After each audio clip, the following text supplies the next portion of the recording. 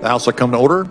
Members will be at their seats. The clerk has opened the roll and you may record your presence. Please rise and give attention to our guest chaplain, Pastor Brian Hardy, Rock Creek Bible Church, Meriden, guest of Representative Ellis, followed by the Pledge of Allegiance, led by Representative Stocksdale. Let us pray.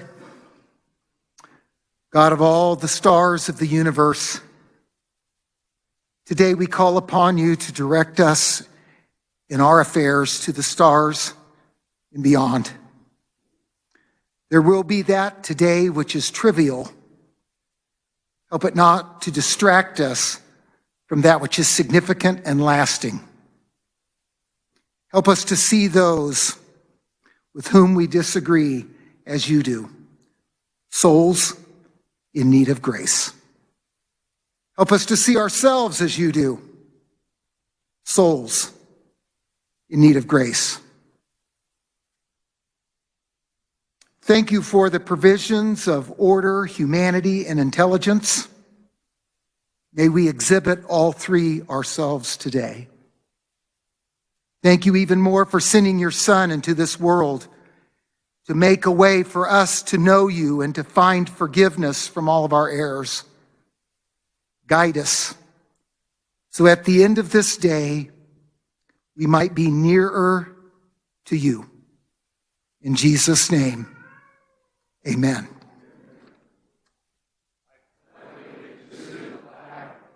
United States of America, and to the republic for which it stands, one nation under God, indivisible, with liberty and justice for all.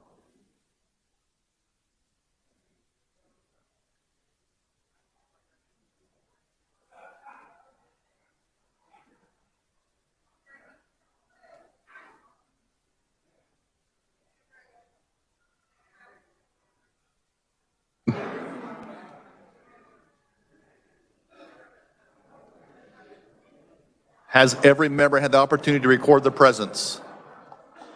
The clerk will close the roll and record the attendance. The Speaker recognizes Representative Clayton on a point of personal privilege.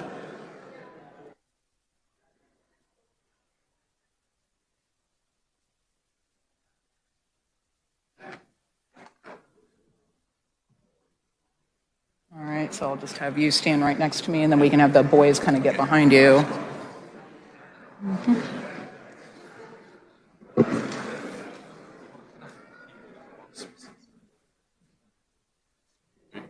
Thank you, Mr. Speaker. Body, appreciate your attention. We are honoring the Shawnee Mission East Boys Swim and Dive team who captured the 6A Acacia State title.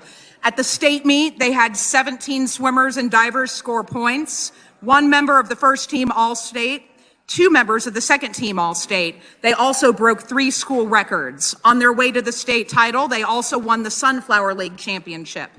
We have the seniors here on the floor with us. Just raise your hand as I call your name. Evan Broaddus, Evan Deedy, Bo Kimmel, Max Peterson, Aaron Ralston, Will Roberts, James Schipfer, Brady Smith, Carson Welch, and Max Wilson. And their teammates join them in the gallery. Special congratulations go to Coach Wiley Wright. Thank you. And please join me in honoring the 6A championships for the boys swim and dive team champions from Shawnee Mission East High School.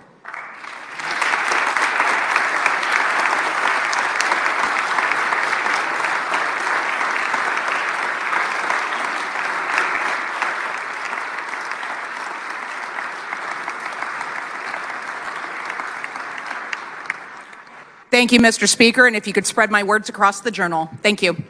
Without objection, so ordered.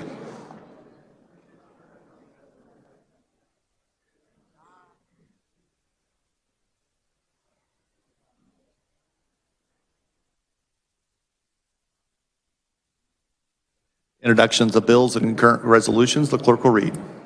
House Bill number 2730 by the Committee on Federal and State Affairs, an act concerning governmental action relating to freedom of worship, prohibiting certain restrictions on such freedom by governmental entities and public officials, limiting related state of disaster emergency powers of the governor and state of local disaster emergency powers of counties and cities, related powers of the Secretary of Health and Environment. House Bill number 2731 by the Committee on Federal and State Affairs, an act concerning consumer protection relating to online third-party marketplaces and the sale of stolen merchandise, requiring such marketplaces to verify and authenticate the identity of third parties who sell products on their platforms, providing for enforcement by the Attorney General. House Bill number 2732 by the Committee on Taxation, an act concerning economic development, enacting the Gage Park Improvement Authority Act, providing the creation of the Gage Park Improvement Authority, permitting a sales tax within the boundaries of Shawnee County for the purpose of benefiting Gage Park, the Topeka Zoo, and the Kansas Children's Discovery Center thereof. House Bill number 2733 by the Committee on Appropriations, an act concerning insurance, relating the regulation of pharmacy benefit managers, requiring licensure rather than registration of such entities, enacting the Pharmacy Benefits Manager Licensure Act.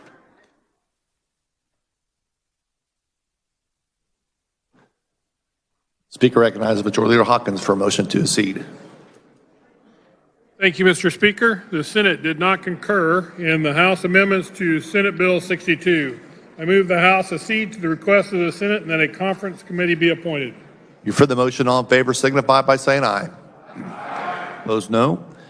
Motion passes. As conferees on the part of the House, the chair appoints Representative Hubert, Thomas, and Scottsdale. Majority Leader Hawkins for motion to accede. Thank you, Mr. Speaker. The Senate did not concur in House amendments to House substitute for Senate Bill 101. I move the House accede to the request of the Senate and that a conference committee be appointed. You've heard the motion. All in favor signify by saying aye. Opposed, no. Motion passes. As conferees as part of the House, the chair appoints Representative Prael, Dupperdang, and Helgerson. House Bill 2710 appears on the consent calendar for the second day. Is there objection?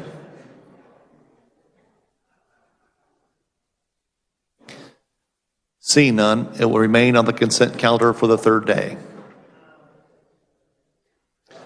Speaker recognizes Majority Leader Hawkins for a motion to resolve into the Committee of the Whole. Thank you, Mr. Speaker. I move the House resolve itself into the Committee of the Whole for the purpose of considering those items under the heading of General Orders. You've heard the motion. All in favor signify by saying aye. Opposed, no. The ayes have it. The motion carries. The chair appoints Representative Patton, the chair of the Committee of the Whole.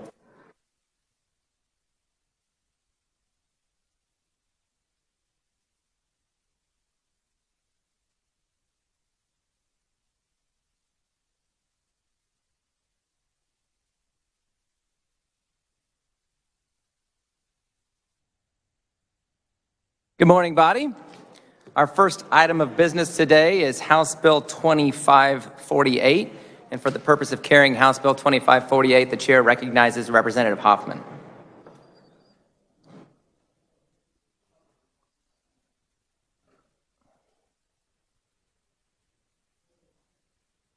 Thank you, Mr. Chairman. There were committee amendments. I move the committee report.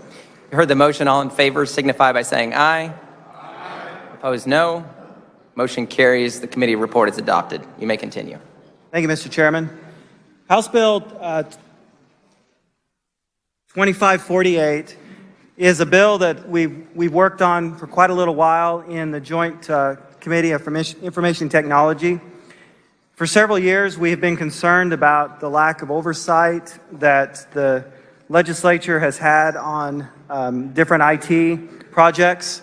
And so with working with the Department of Administration and others, we've come up with a mechanism to insert the JCIT into the process before an RFP has been let, in order to give us time to look at these projects, hopefully give some input. It was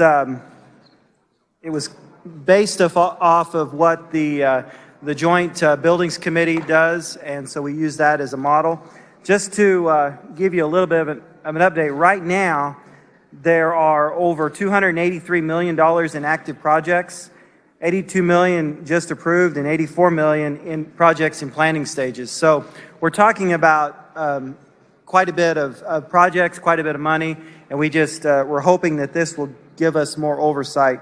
This also changes the, right now there's a $200,000 threshold, and in working with the administration, there's been a want to try to go to more of a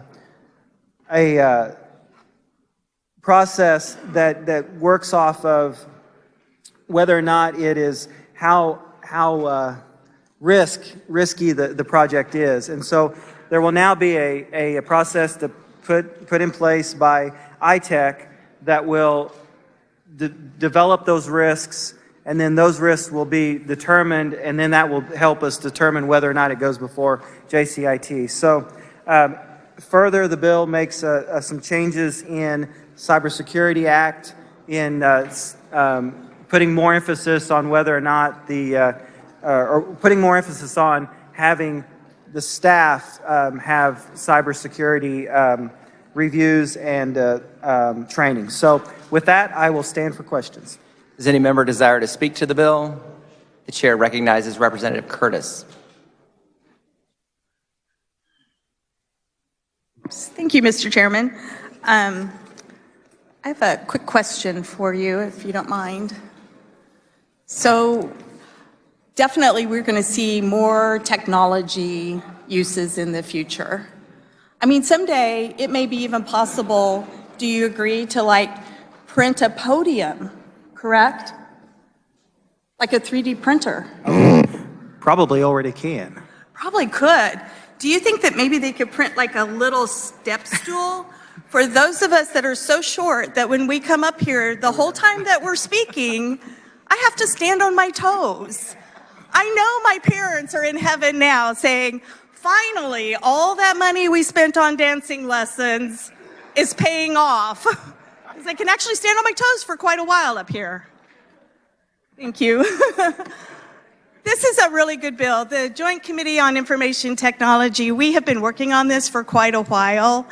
And the speaker did a great job in explaining what is in here, but just to highlight a few things that I am particularly pleased that we were able to accomplish is that it does change the review process so that it's more of a risk-based review, and then it also inserts the legislature at the point in the RFP process where I think it makes sense, where we can actually have some instructive collaboration with the executive branch so that we make sure that our IT projects are lining up with the policies that we pass. And then the other thing it does is it updates some of the Cybersecurity Act. So anyway, with that, I stand in support and urge your favorable vote for House Bill 2548. Thank you. There's no further discussion. Representative Hoffman, you may close. Thank you, Mr. Chairman. We'll see if we can't work on a stool next year. When the committee rises and reports, I move that we report House Bill 2548 favorable. You've heard the motion by Representative Hoffman to report House Bill 2548 favorably. All those in favor signify by saying aye. Aye. Opposed, nay. The ayes appear to have it. The ayes do have it. Motion passes. The next item of business is HCR 5027. For the purposes of carrying HCR 5027, the chair recognizes Representative Howe.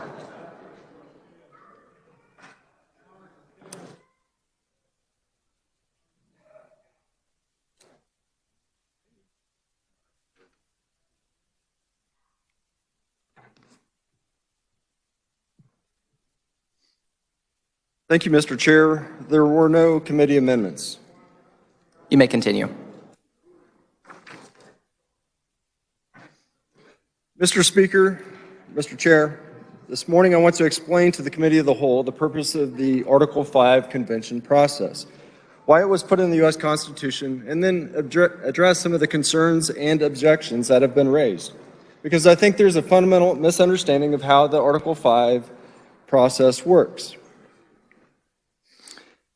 and the limitations that actually do exist in both the Constitution and from the history of practice in this country on how an Article 5 convention would actually take place.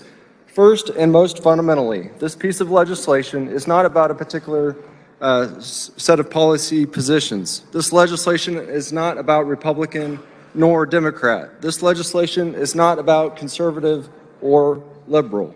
What this legislation is about is a much more fundamental question than what is our policy. It's about the question of who decides what that policy should be, and our founders would have said that was really the ultimate question. And according to our Constitution, it is we the people who decide. And in order to secure that, in order to secure those rights of the people, the founders divided power within our government. First, they divided it between the branches of the federal government, then the legislative, executive, and judiciary branches, such that each of those branches would have an incentive to take power away from the rest, so that each of those branches would check the others. In James Madison's words, such that ambition would counteract ambition. And according to James Madison, it is those checks and balances that help secure our rights. Bills of rights are parchment barriers ultimately. On paper, Venezuela has a great Bill of Rights, along with their constitution. The former Soviet Union had one too, which promised every right under the sun.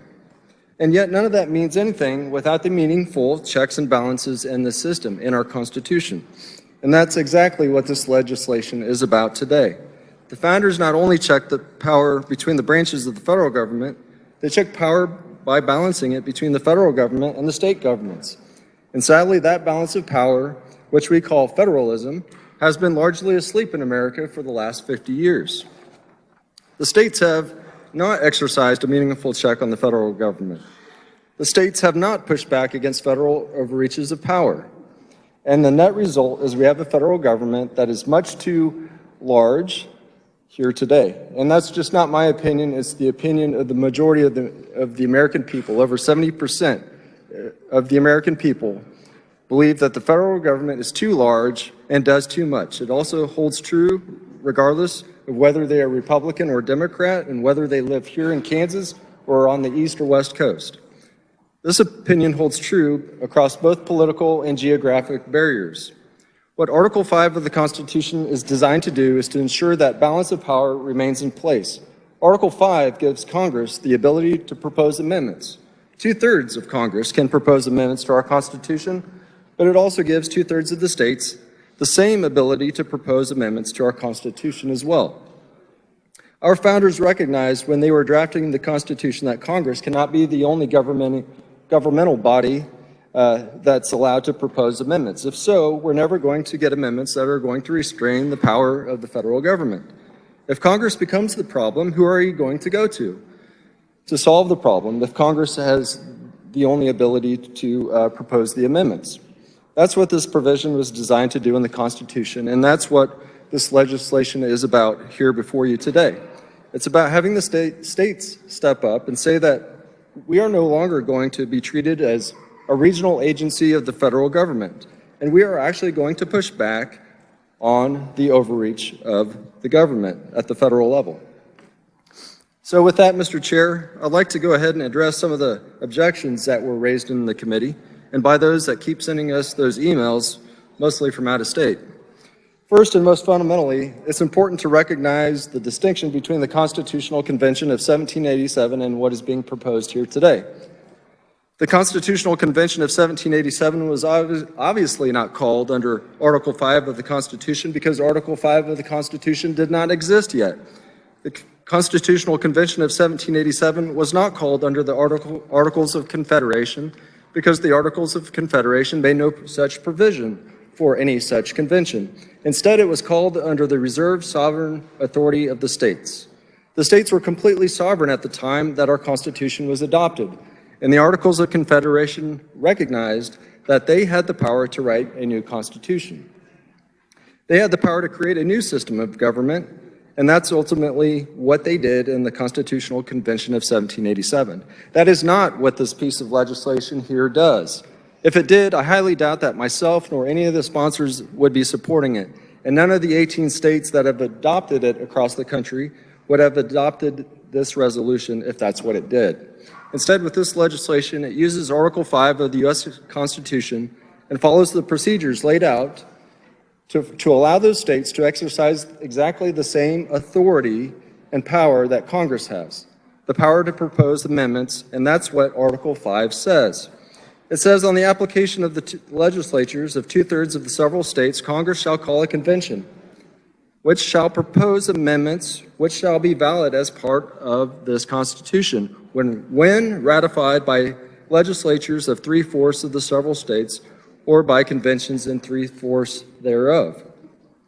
The process laid out in Article 5 requires Congress to call a convention when applied by the legislatures of 2/3 of the several states. As was mentioned earlier, there are currently 18 states that have adopted an application resolution. Congress has no option upon this subject, though. Congress must call a convention when 2/3 of the states apply. That is 34 states. So what is the purpose of that convention? Article 5 says that purpose of the convention is to propose amendments, and that's critically important. It's to propose amendments. This convention has no power to ratify amendments. It has no power to rewrite our Constitution. It has exactly the same power that Congress has to propose amendments to our system of government. It has been said that the Convention of States is essentially a glorified drafting committee.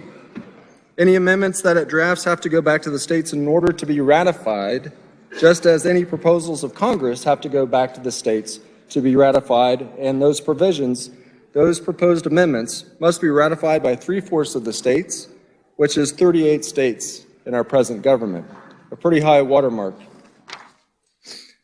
In fact, if you look at it a different way, from the state legislative body level, there are 99 state legislative bodies in the country. That means that 13 of those 99 bodies could stop any amendment proposal. In practical political terms, this means you're going to need both Republicans and Democrats to back any such proposal. It's also going to mean you're going to need the overwhelming support of the American people behind any amendment proposal before it can become part of our Constitution. And that's exactly as our founders intended it. It is not an easy process. Our founders, they pledged their lives, their fortunes, and their sacred honor to the provision of this country, to the birth of this country, and to the creation of our Constitution. And they did not make it easy to change that Constitution.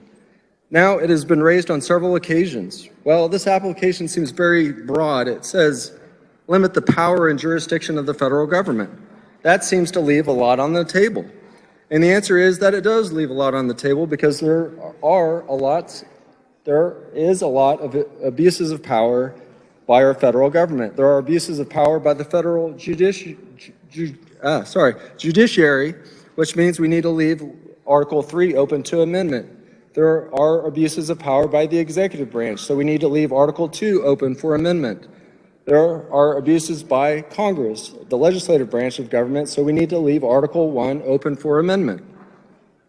This application is intentionally drafted to allow the states to come together and draft proposals that address all of the overreach of the federal government, to debate and discuss and to come to an agreement on how we can impose structural restraints on the federal government. E pluribus unum. Out of many, one. I will note that there is an important limitation in the language. It says limit the power of the federal government. Limit the power and jurisdiction of the federal government. It is a directional limitation, which is absolutely critical. It would be absolutely inappropriate and outside the scope of this application for the legislatures for any convention to propose amendments that expanded the scope of the federal government. So, for example, taking away our Second Amendment rights, that would expand the scope of the federal government. That would not be limiting the power of the federal government, and therefore would be outside of the scope of this application. Look at the 15th Amendment or the 19th Amendment or any of the or any of the Bill of Rights or any of the constitutional provisions that secure rights to the American people. That would be absolutely unconstitutional under this piece of legislation and would be struck down as such by the courts.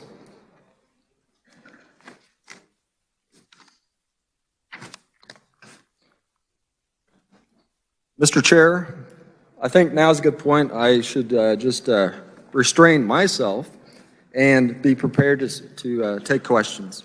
Very good. Does any member desire to speak to the bill? The chair recognizes Representative Miller. Representative Ruiz.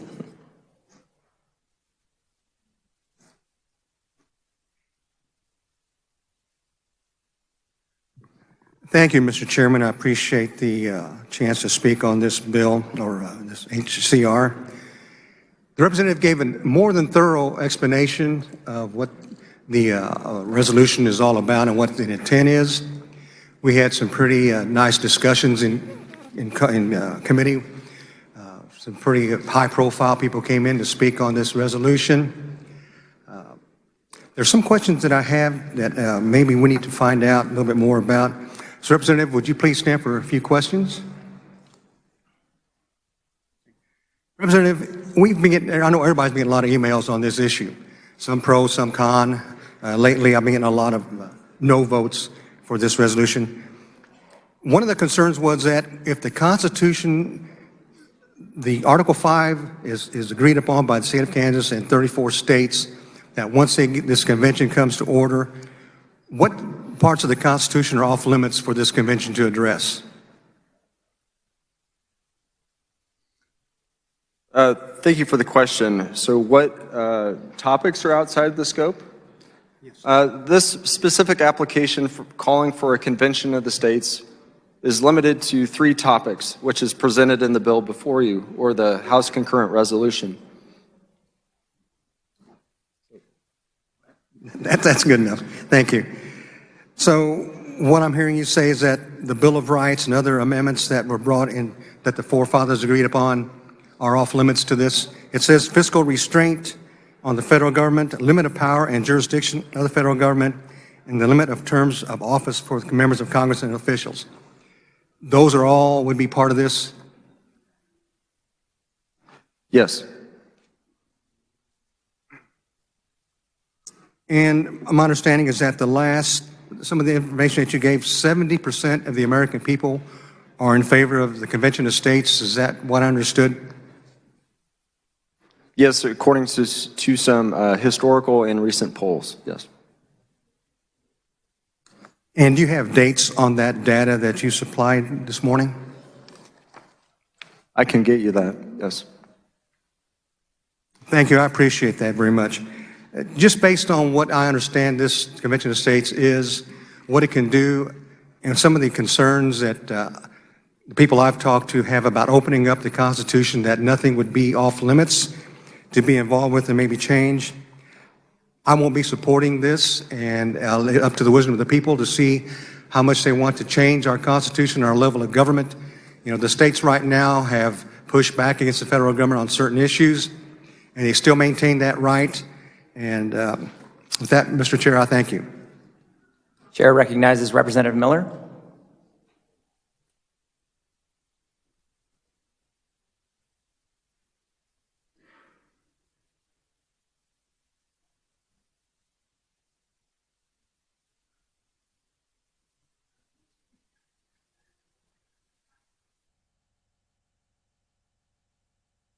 Mr. Chair, if I may.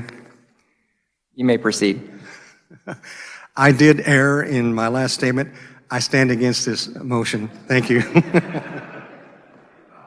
Now the chair re-recognizes Representative Miller.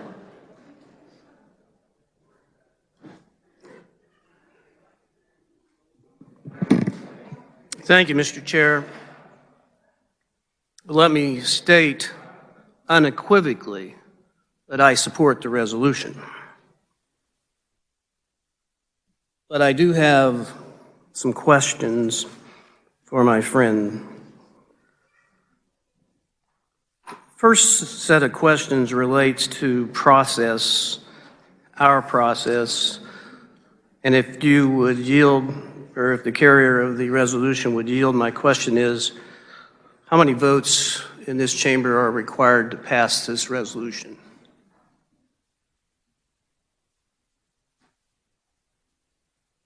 Could you repeat the question? I couldn't hear very well back there.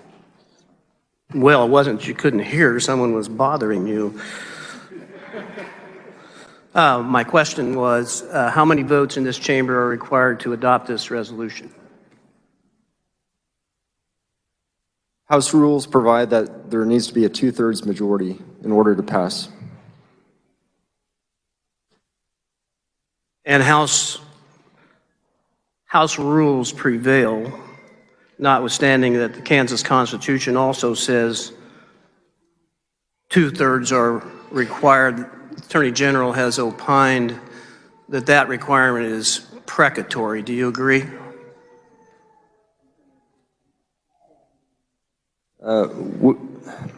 We will follow the 2/3 requirement under the House rules, yes. Yeah, but I was showing off. I was trying to get you to talk about precatory.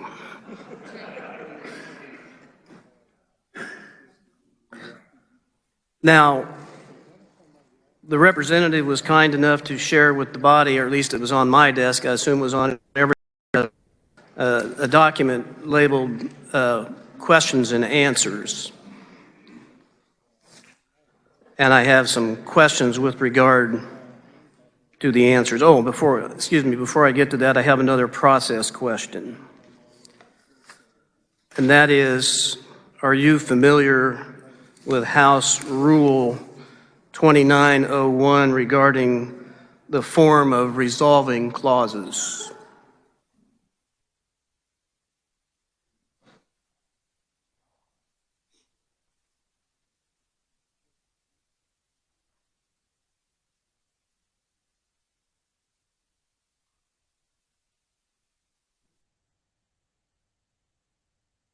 I have it open.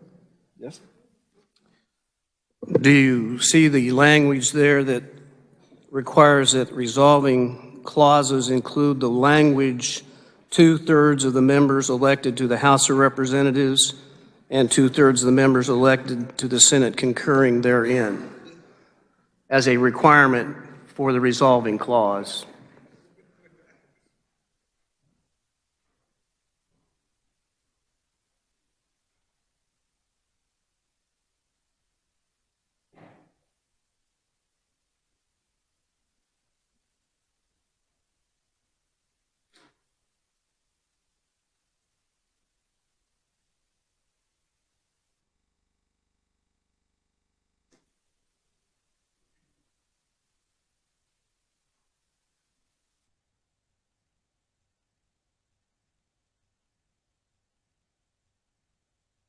I like it when I see so many people reading the rules. Yes, I see the clause you're referring to, yes. And you would agree that that's required to be in today's resolution, would you not? I don't believe that language needs to be in the resolution itself.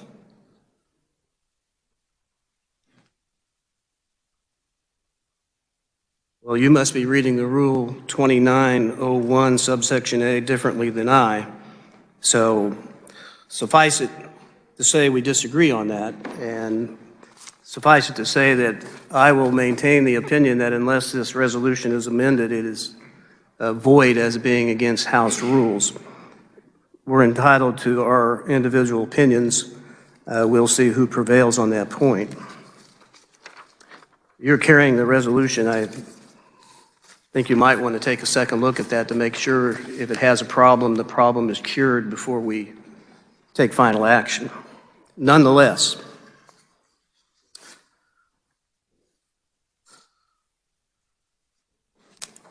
and by the way, if you pay close attention to today's debate, you will be able to quiz out of the civics course conducted by our representative from Valley Center. This is a good debate. This is a good discussion. You can learn a lot if you listen closely to a lot of areas, first of which is the rules of the House, which we've covered. But let's talk about Article 5. This is Article 5 in its entirety. And I'll be referring to that in my next series of questions. And pardon me, Mr. Chairman, if I don't continue to ask for permission. Suffice it to say that I have a number of questions that I would appreciate the carrier responding to. My first one is, and this is, you all have heard of the W's, who, what, when, where, why, and H, how. But let's start with when. When will this convention occur, and who decides?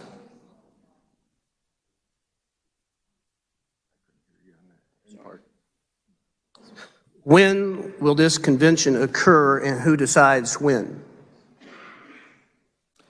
Yes, Congress is responsible for, they shall call a convention once 2/3 of the several states apply for a convention of states, and they shall name a time and a place. And that was my next question as to where it will occur and who decides, and I believe the answer is, again, as in the first instance, Congress.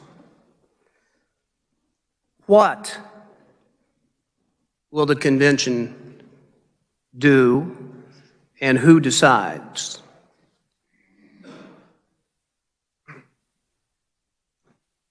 The resolution before you today, House Concurrent Resolution 5027, identifies 3 topics in which would be open for discussion.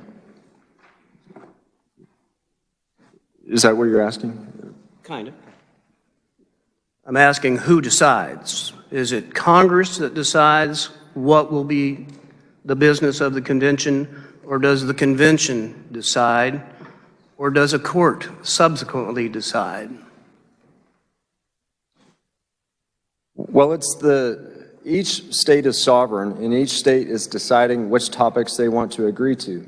Now, for the purposes of unification, in the terms of what we're calling a convention of states for, we've identified 3 topics in which we are filing an application for a convention of states. In terms of, so it is the states that are deciding the topics. It is also up to each state to develop a mechanism in which to nominate a delegation to such convention. And what is your authority for that answer? Your legal authority for stating that it's the several states that decide what is discussed. I have in my hand, again, the entire language of Article 5, and I don't see anywhere in there that it says the states decide. On the application of the legislature of 2/3 of the several states, the Congress shall call a convention for proposing amendments. I don't see any language that says certain amendments. I don't see any language that says designated amendments. I don't see any language that says limited to certain amendments. It says Congress shall call the convention for proposing amendments. 3 words. 3 words that outline what can be done at the convention. Now, calling your attention specifically to the questions and answers that were distributed, down on the first page, here's a description of what one of these conventions looks like. In the first paragraph, the last sentence, it says, the next to last paragraph, it says, voting at the convention is on a 1 vote per state basis.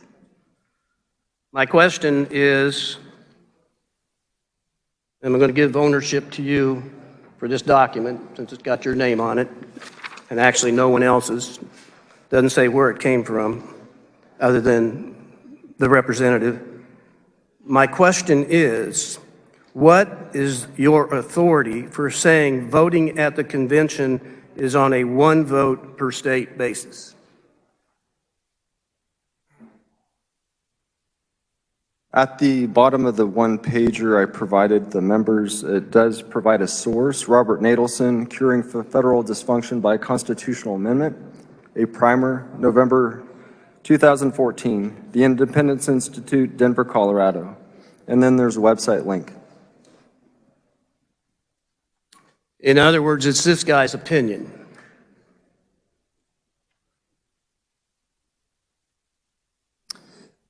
It is a scholar, Robert Nadelson is the preeminent scholar as it relates to Article 5 of the Constitution. He's done numerous research and on this, and he's based these findings on previous Supreme Court cases, and I'll leave it there. And as you, I think, said in your opening remarks, we've never had an Article 5 convention. So any court cases that he may have been referring to are not court cases relating to Article 5. Would that be correct?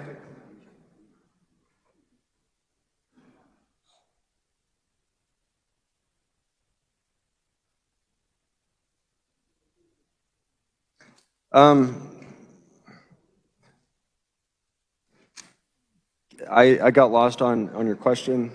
Can you repeat it, please? Tell those guys to quit talking to you. My question is, this man who you're using as your source for saying one state, one vote, has not a single court case relative to a Article 5 convention on which to rely, because we've never had an Article 5 convention for the courts to review, correct? I'm sorry. Representatives, we do know that there have been over 40 interstate conventions that have successfully followed their rules and procedures without going rogue. I note that in the one-pager. Interstate conventions have gathered to solve issues, maybe from more of a regional standpoint, whether it's the western states that got together to work on a water compact between the states. So there is some precedent. There's been over 40 interstate conventions. Please pay close attention. These are important points. The source for the answer to the Article 5 convention, the source that he cited were state conventions. This is Article 5. If you haven't read it, it takes about 60 seconds to read it. There is nothing, absolutely nothing in this amendment, in this section of our Constitution that says anything about one vote per state. That's made up. It's made up to make you believe that Kansas will have the same voting power as California, even though there are 3 million people in Kansas and 40 million in California. Congress,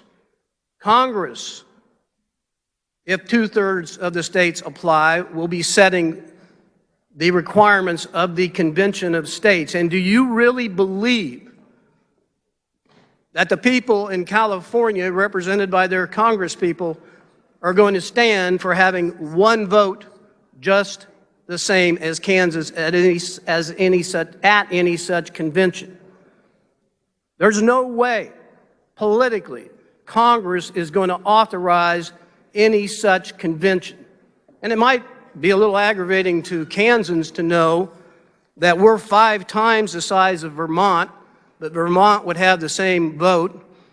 You might think a moment, representation in Vermont, something like a Democratic socialist is their U.S. senator.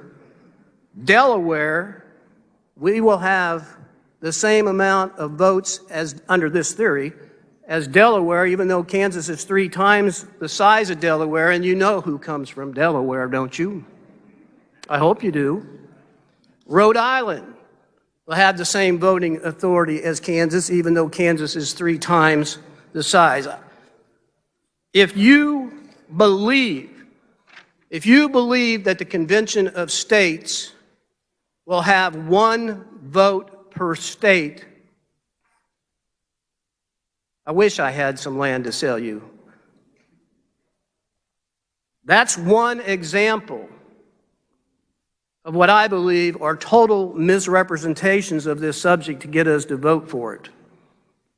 Nonetheless, I do support the Convention of States. I just don't want to operate under misinformation when trying to convince somebody to support it. Now, as to content, and I referenced this earlier, it doesn't say anything about certain amendments, prescribed amendments. Congress sets the agenda before the convention is ever convened. Now, Representative, I have a question. The language of HCR 5027 talks about the scope of the federal government and its powers. And I believe I don't have it in front of me, but the idea is to limit the powers of the federal government. If at the convention, it was one of the delegates proposed that the right to an abortion shall not be abridged, hence a limitation on federal power, would that fit within the scope of this resolution? And if not, why not?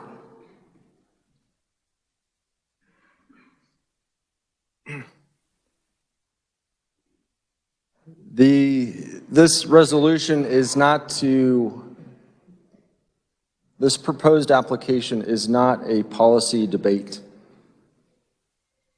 This proposed application for a convention of states is about restoring the balance of power between the states and the federal government. In answering your previous question, it is the states that have to ratify any proposed amendments, whether it's Congress or a convention of states. States get 1 vote to ratify.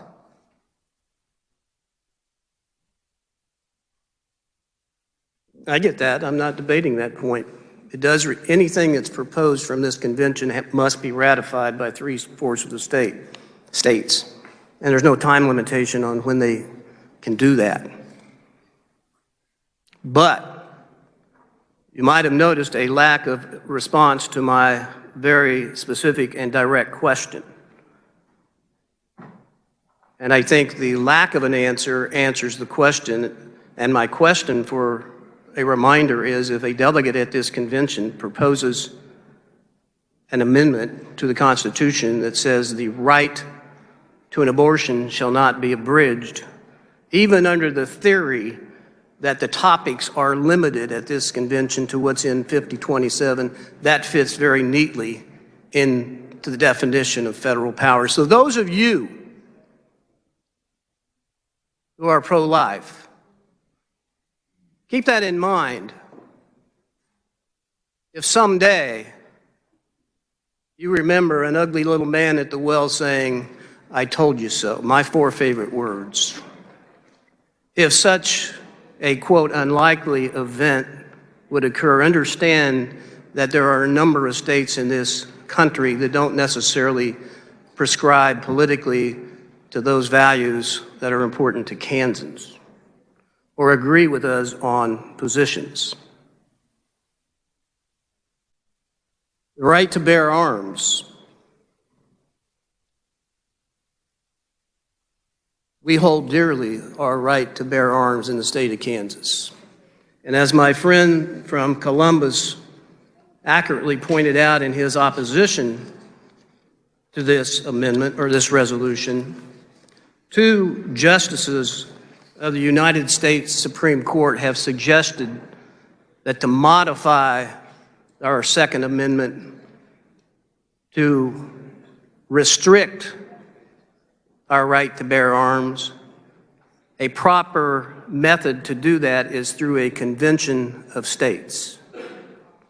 2 justices of the Supreme Court have suggested this very process to do that. For those of you who believe the right to bear arms is sacrosanct, keep that in mind if someday you remember a fat little guy at the well saying, "I told you so." Because across this country, I can tell you that in many states, the sanctity of the right to bear arms is looked at differently than it's looked at in the state of Kansas. I myself am excited about a convention of states because there are a number of places in the U.S. Constitution that I would like to see amended. And I happen to think that if Congress convenes a convention of states, it will be an opportunity for a number of those proposals, notwithstanding the language of this resolution. I'm not offering any amendments to this resolution because I don't think the actual language of it is that important.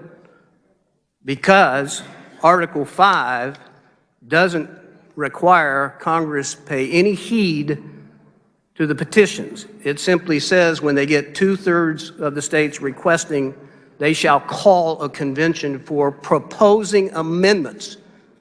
That's all it says. It is not limiting, and we cannot limit Congress in its powers that they exist today under Article 5. We can suggest, and I think that's what the resolution is doing, is suggesting some things, but it does not limit Congress to our suggestion. I'd like to see Citizens United, that infamous case that says if you're rich enough, you can buy politicians. I'd like to see that revisited, and I don't see this Supreme Court doing it, so I see a convention of states as a method to take care of that problem. I happen to support the decision in Roe v. Wade, but ever since that decision was issued, I thought that it was rather fragile in its legal authority. And that particular fragility is rising to the top of the political world today. So I think those of us who support Roe v. Wade would be much more comfortable if it was written into the Constitution, and a way to get that in front of people is through a convention of states. So I stand in strong support of this resolution, and I intend to vote for it. However, I do, returning to the previous point, feel it's currently defective. Thank you for listening. To speak to the bill, the chair recognizes Representative Hoy.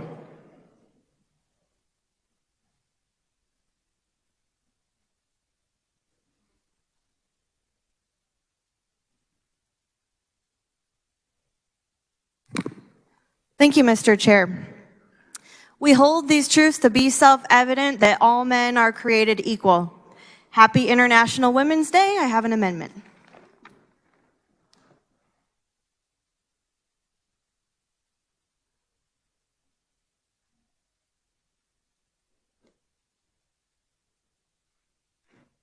The amendment appears short. The clerk will read.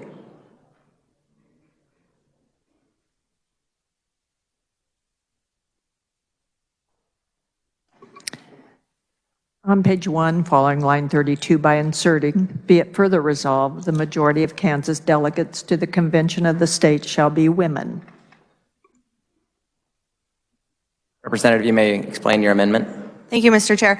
This amendment simply guarantees that women will be included in the sequel. Does any member wish to speak to the amendment?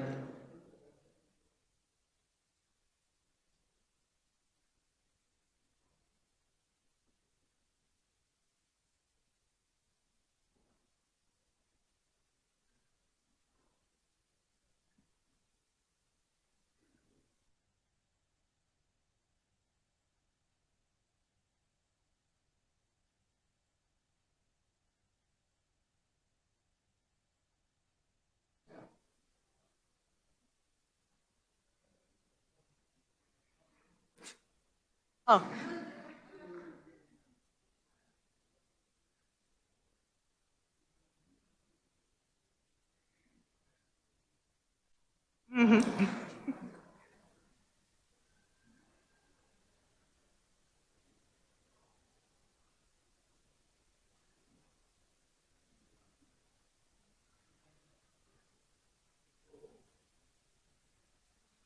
Chair recognizes Representative Ruiz.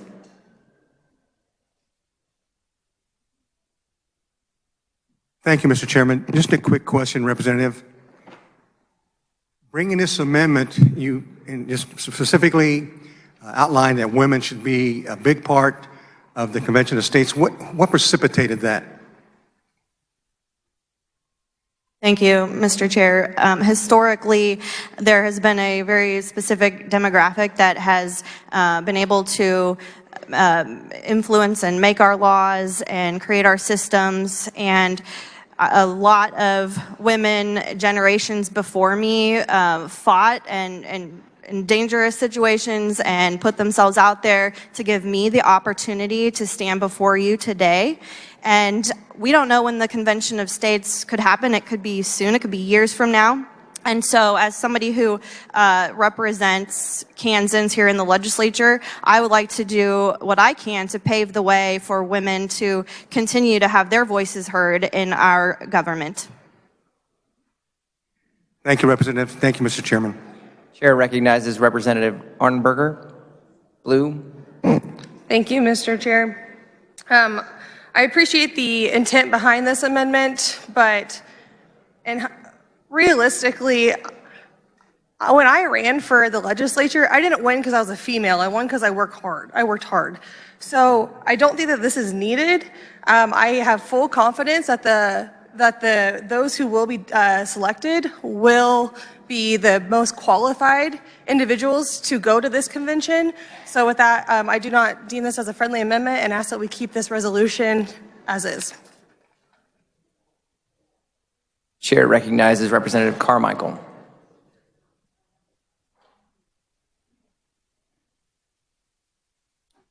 Thank you, Mr. Chair. I rise in opposition to this amendment. Discrimination on the basis of sex is wrong. Thank you, Mr. Chair. Speak to the amendment, Representative Clayton. Thank you, Mr. Chair. I rise in support of this amendment. Women are people.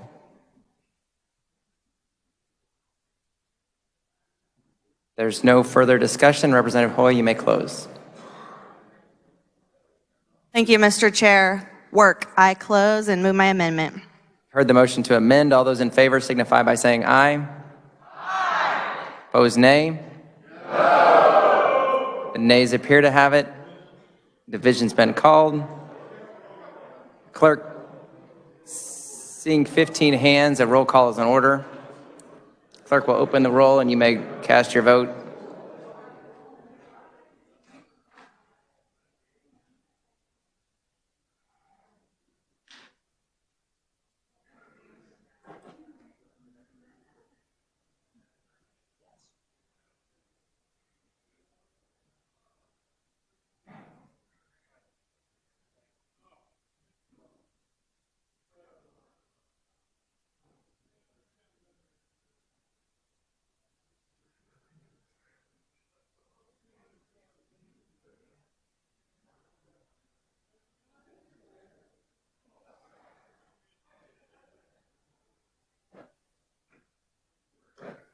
The roll is still open. Walk faster.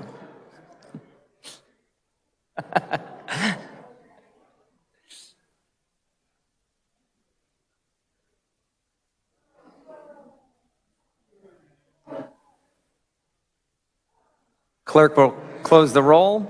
Does any member wish to change their vote?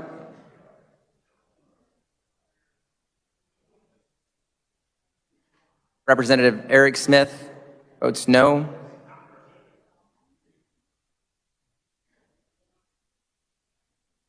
Not seeing any other changes, with 35 in favor, 84 against, and 1 present. The nays have it. Motion fails. We're back on the bill. Okay. To speak to the bill, the chair recognizes Representative Hauser.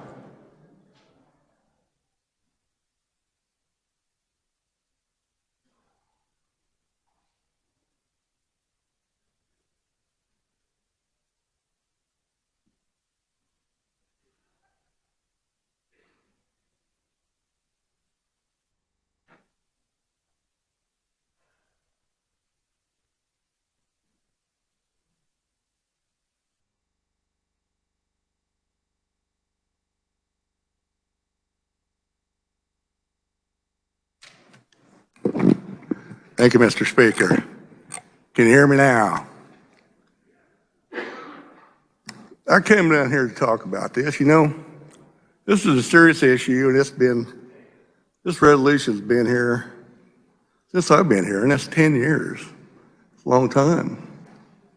It is a very serious issue, and it deserves a serious debate. I don't know how many of you know, but we've already have 5 active resolutions to petition Congress for a convention. They go back as far as 1909, and the first one was like direct selection of senators, going back to the way we all had it. And the last one we had was in 1983, and it was about a balanced budget amendment. Remember, that's probably the one that's come the closest. I think it came within 2 states of having enough to ratify it. I appreciate and understand what the proponents of this resolution are trying to do. But I have been in opposition since before I've been in office, since I first heard of the Convention of States. And people ask me why. And I've been telling you for 10 years why. And it's like I'm blue in the face telling you why I'm against it. Previous representative from Shawnee County, he pretty much spelled out the truth of the matter, the way things really are. We don't agree a lot on things most of the time, but I will agree with him on these. Everything he said on there was fact. There are no procedures, there are nothing. The only thing Article 5 says is that the states can petition for one and Congress has to do it if the correct number of states. Come on, there's nothing else. Spoiler alert, there's a bill coming through the House and committees here shortly that will deal with delegate selection. But I'm gonna tell you something. You look at Article 5 and you tell me, show me one space in there where it tells how delegates are gonna be selected. If you look in there and you look at Article 1, Section 8 of the Constitution of the United States, it says all laws will be made by Congress. So you're petitioning to Congress. Congress sets the date. I can only assume that Congress will be the one making the laws, making up the rules, setting the number of delegates. As I mentioned before, in '83, when we came within 2 states of having enough states to petition, there were 41 bills introduced in Congress dealing with how to run and manage and delegate an Article 5 convention. They've already got the plan set up, and I'll guarantee you most of them were not one state, one vote. It was going to be based on kind of like an electoral college and populations. Folks, I just have to say that I'm not changing my mind on this. This is serious business. It's so serious that the state of Kansas in '74, I believe it was, came across and made their voice known that by amending the Constitution to make it read that you will require 2/3 of majority vote of both houses, as House and Senate, before passage of a resolution calling for an Article 5 convention. Those words are there. A 5th grade comprehension in English is all you need to understand what's said. I have an amendment, and you know how many amendments I brought down this well since I've been here 10 years? I think this might be number 3, maybe 4, but I guarantee you it ain't no more than 4. I don't do this lightly. I don't take this resolution lightly. I think it's a dangerous move, but I have an amendment, and it wasn't brought on by rules, which you may want to pay attention to what the previous representative said in his talk down here at the well. I just thought that if it was important enough for the people of the state of Kansas to change our Constitution in order to make it clear what it will take to change the Constitution of the United States, that it should be included in this resolution. And with that, I have an amendment.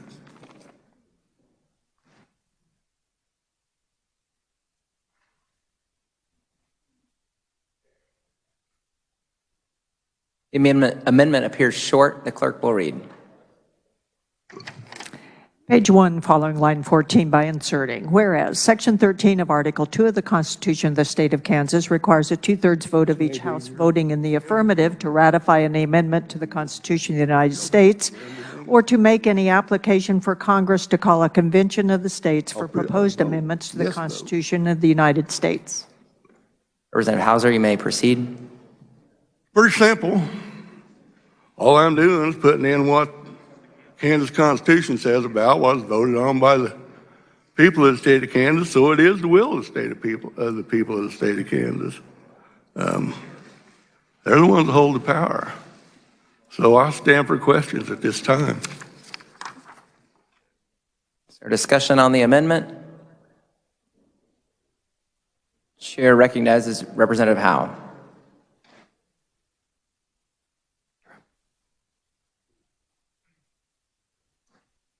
Had a question for the carrier of the amendment.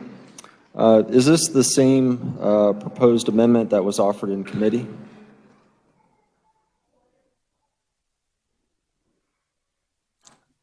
Verbatim.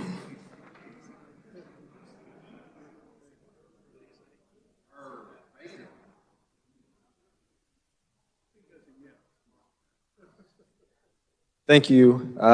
Body, this amendment was offered in committee. It was given some consideration, but ultimately it didn't pass. So I'd ask that you oppose the amendment.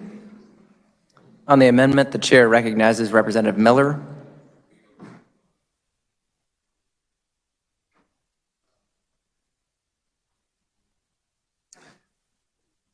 Thank you, Mr. Chairman. I would ask the carrier of the amendment if he agrees with the Attorney General that this language in the Constitution is precatory.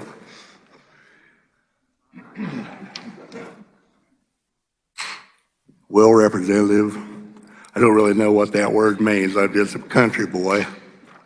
But I will say this. I was dismayed that we were talking about House rules and looking at that. And I'm glad you brought that point up earlier because that is a good point. But it dismays me how people can lose sight of the big picture, whereas the Constitution is the law of the land. And we, the people, wrote that Constitution. The people did. And when it says, well, we're gonna abide by the House rule, blah, blah, blah, I don't even remember what it was. You know what that does?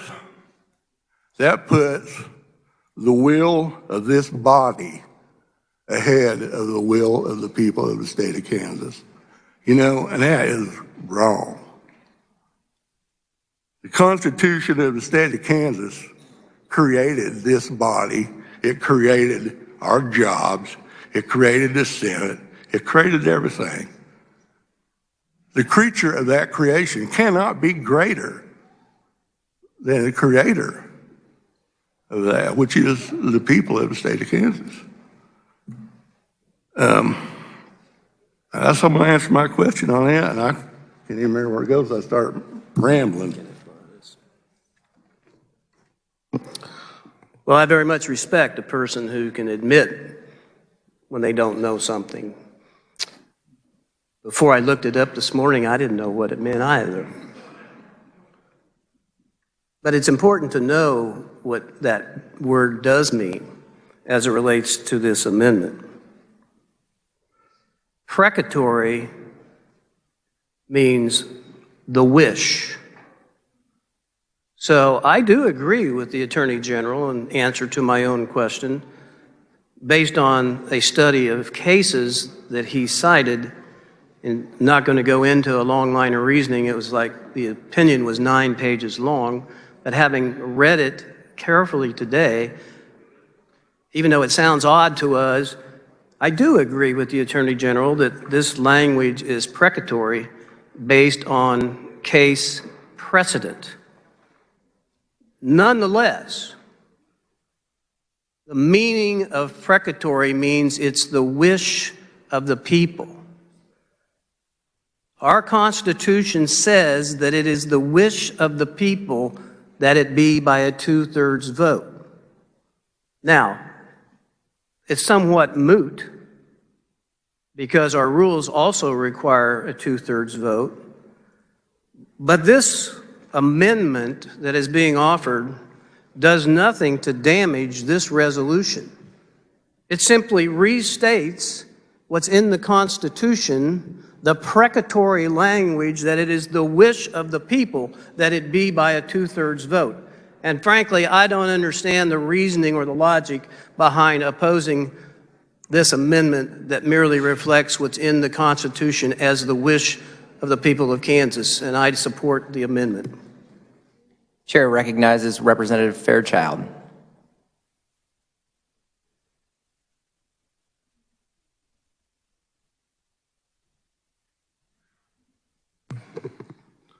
Thank you, Mr. Chairman. I rise in support of this amendment. You know, the 2/3 issue has been a big deal for me. You know, I haven't agreed with the efforts in the past to try to pass a resolution with just a majority vote. I do think it needs to require a 2/3 vote. I don't necessarily think, you know, that it should, because I'd be in favor of amending the Constitution to require just a majority vote, because that's how most states do it. But as long as the state constitution requires a 2/3 vote, then I do think that we need to abide by that, unless we were to actually amend the Kansas Constitution to make it a majority vote. And there's some people who oppose this amendment on the basis that it's not necessary because we're already requiring a 2/3 majority, but we're only requiring that in the House. We don't know for sure what the Senate is going to do because the Senate doesn't have those same rules. And so basically what this amendment would do is it would bind the Senate and make it to where the Senate would also have to pass it with a 2/3 majority vote as well. And so that's why I support this amendment. I did talk to the Convention of States people about this, and they did say that they were not going to pressure or push the Senate to try to pass it with a majority vote like they did in the past. However, it is possible that Senate leadership could just decide on their own to try to pass it with just a majority vote instead of a 2/3. And so I do think it would be a good idea to pass this amendment in order to require a 2/3 vote in both the House and the Senate. Thank you, Mr. Chairman. No further discussion. Representative Hauser, you may close.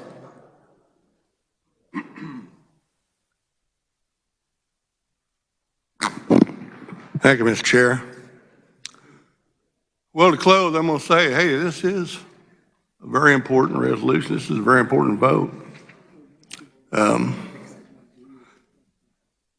And once again, I'm not going to stand here and waste a lot of your time, because I know a lot of you have already made up your minds.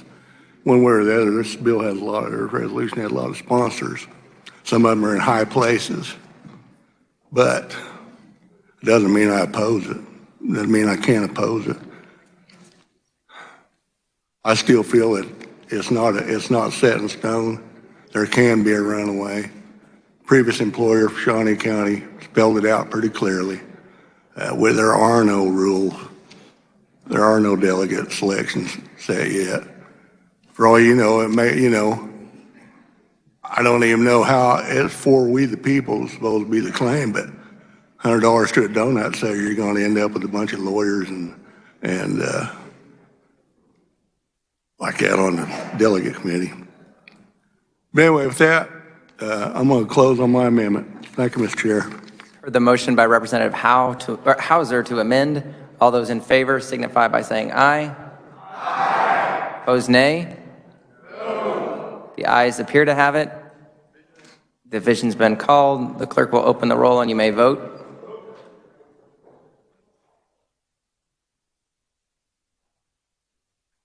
Not seeing 15 hands, a roll call is not in order.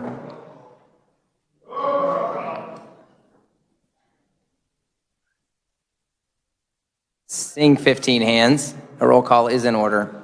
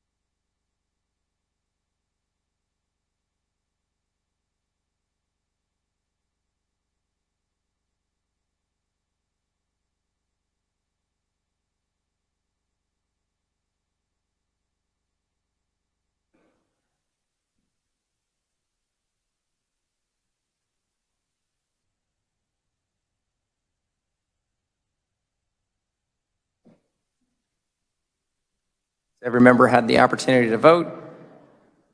Clerk will close the roll. Does any member wish to change their vote? Representative Elmer votes yes. Any other members wish to change their vote? Representative Wolf-Moore votes yes.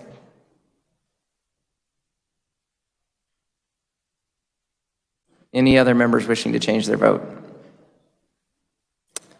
If not, 64 in favor, 53 against. The ayes have it, motion passes. Back on the bill. Speak to the bill, Representative Sanders.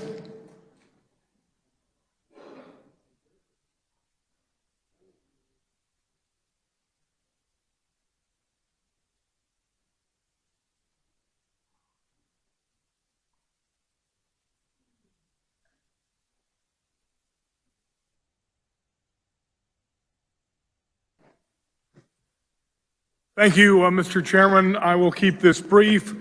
I rise in strong support of HCR 5027. An Article 5 convention is a tool the framers of our Constitution put in our toolbox. It is a hammer. It is a big hammer, capable of doing great good and as such, potentially great harm if used improperly. It should be difficult to get this tool out of the toolbox. Clearly, that is the case. But now, for the first time in our country's history, we stand on the precipice of being able to take that hammer out of the box and use it for good. I say the time has come to join the 18 other states, hopefully on the way to 34, calling for an application for an Article 5 convention.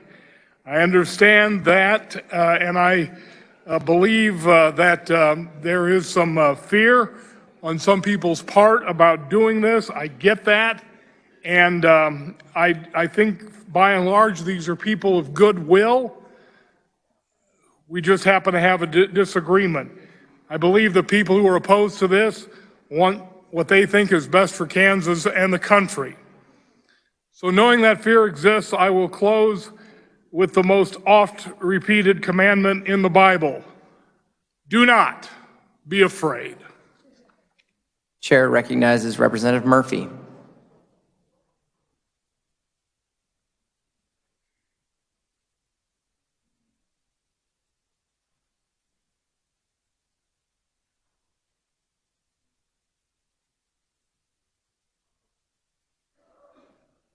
Thank you, Chair. Buddy, I rise in support of 5027. I want to think back a little bit on one of my favorite founders, Thomas Jefferson. It was said that President Kennedy one time had a great gathering of minds in attendance in the White House one time. And his comment was that this has been the greatest gathering of minds in the White House in the history of this country, except for when Thomas Jefferson dined alone. He was held in quite high esteem, and I hold him in quite high esteem. In 1823, Justice William Johnson wrote Thomas Jefferson. He was concerned about the direction of the Supreme Court. So you think back in 1823, they were concerned about it. And there's nobody on either side of the aisle here that doesn't think the Supreme Court gets it wrong pretty often. So the bottom line is he asked him, what do you think? What's your opinion? And Jefferson answered him in 1823 in response to a couple of cases in particular, Marbury v. Madison, as well as Cohen's v. Virginia. He says, you asked me to examine whether the Supreme Court has advanced beyond its constitutional limits and trespassed on the state authorities. I think we know that that happens even more so now, 150 years later. He says the practice of Judge Marshall of traveling outside his case to prescribe what law would be in most cases not before the court is very irregular and censorable. He says it's impossible to lay down a general formula to which words can guide. But he said there's two things that are important. The capital and leading object of the Constitution was to leave with the states all authorities which respected their own citizens only, and to transfer to the U.S. those which respected citizens of foreign and other states. And number two, on every question of construction, carry ourselves back to the time when the Constitution was adopted, recollect the spirit manifested in the debates, and instead of trying what meaning may be squeezed out of the text or invented against it, conform to the probable one which was passed. Let us try Cohen's case by these canons only, referring always to the full argument and to the essays before cited. He concludes in his letter, this is a rather lengthy letter, but he concludes in his letter, he says, the Chief Justice says there must be an ultimate arbiter somewhere. And that's true, there must. But it does not prove that it is either party. The ultimate arbiter is the people of the Union, assembled by their deputies in convention at the call of Congress or 2/3 of the states. Let them decide which they meant to give authority claimed by the two of their organs. And it has been the peculiar wisdom and felicity of our Constitution to have provided this peaceable appeal where that of other nations is at once to force. I leave this with you, and I support the resolution. Thank you. Chair recognizes Representative Bergquist.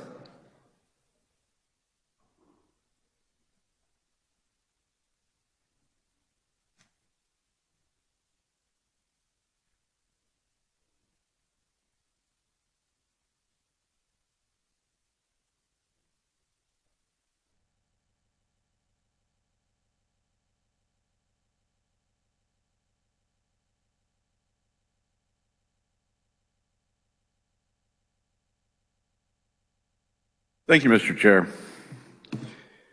We have the privilege in this body, and I think probably in the Senate as well, from day to day or from time to time, to have visiting pages, young people with a desire to be involved in their government, or just a desire to do something different and to experience something new. We have at least a couple of them here today. They're about the same age when I got the same kind of passion that maybe they have in their hearts as well. And that is to know a little bit more about why we're here and why we're a government and why we're a nation and why we have civil government. And when I was about their age, I thought how exciting it would be if I could be a part for a lifetime of a civil government. I thought about being civil to people and about communicating with people so that they would understand a passion of interaction and relation. We have a relationship in this country that started a long time ago.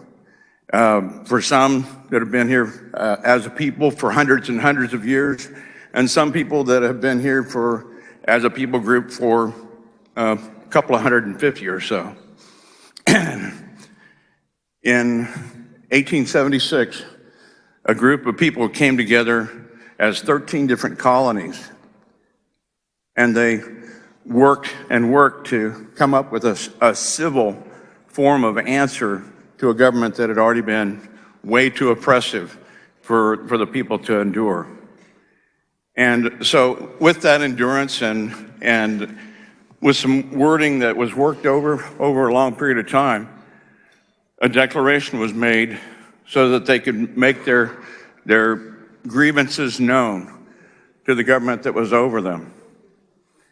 For 150 or 200 years, they had endured more or less the oppression or the blessing of government. And at this time, they were ready to make a declaration as 13 individual colonies, 13 individual governments, 13 individual groups of people that came together and assembled a declaration.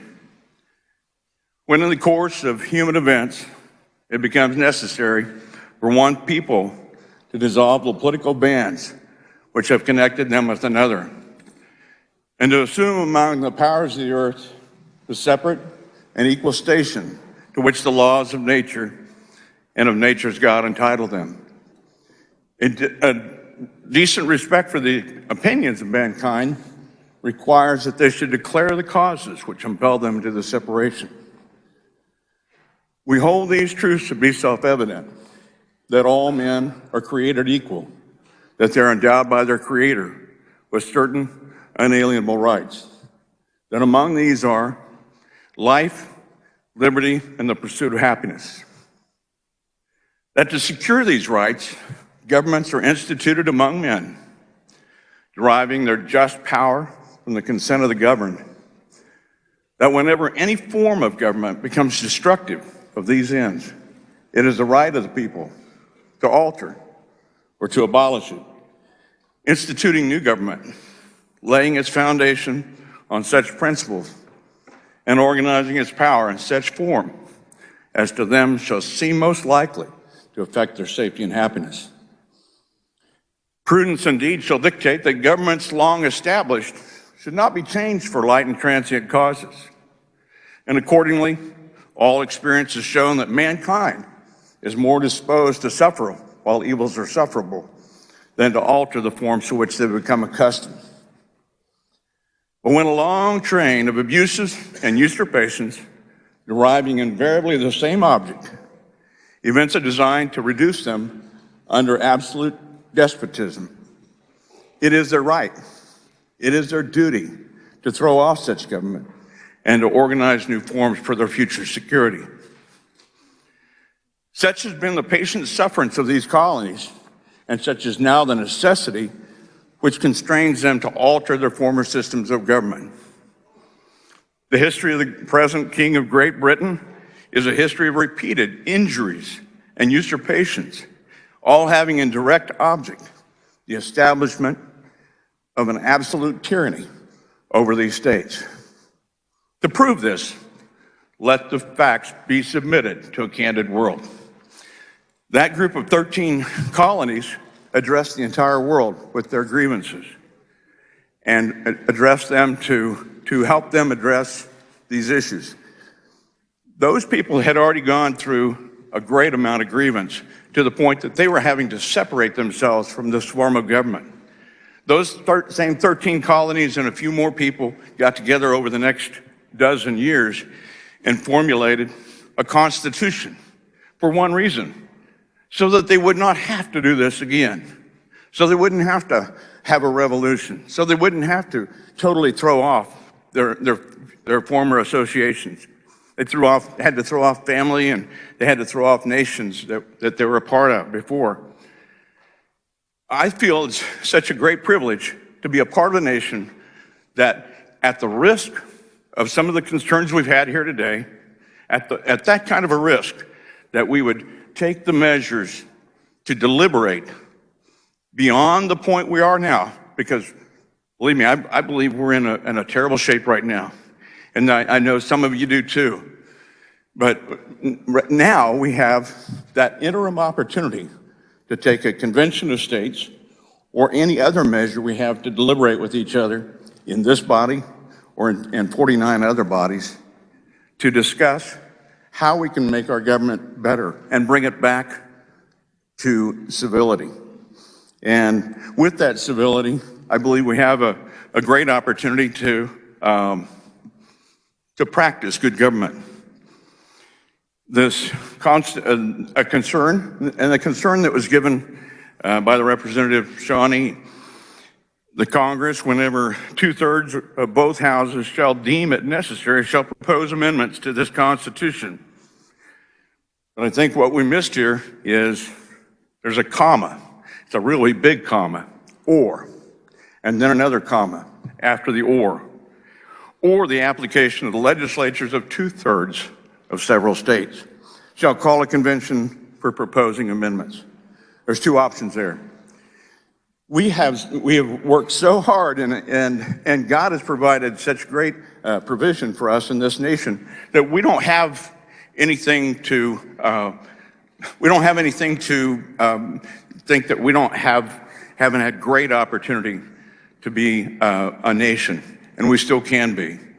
But I think we're in a terrible way right now, and I think that a convention of states could be a measure that brings attention to the fact that we need to come back together. Civility is a good thing. This nation is a blessing, and I believe it's worth fighting for. Thank you. Chair recognizes Representative Penn.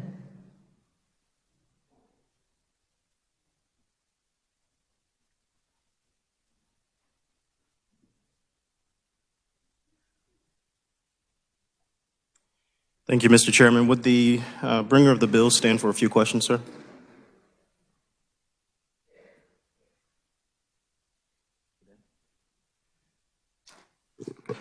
Representative, do we need to have an application or petition properly completed and filled out and submitted in order to go to a convention of states?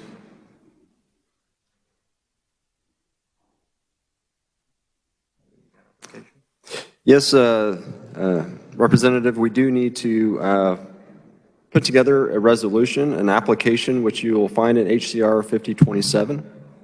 Yep. Fantastic. Thank you, sir. That's good. Thank you, Mr. Chairman. I rise in support of House Concurrent Resolution 5027. I would like to gently remind our body that Kansas law actually allows for the calling of a special session by way of two mechanisms. Number one, either the governor can call us back into special session, which Governor Kelly did at the top of the pandemic, if you recall, or the Kansas legislature, upon achieving that 2/3 majority of the members' signatures on a petition, can in effect activate that same process. Once achieved by the legislature, the governor then calls that petition-supported special session because we give the petition to her. The agenda for the special session is set by those who are petitioning, as we saw very recently, and leadership worked to maintain that scope of work once we were convened, just like we did the week of November 22nd, 2021.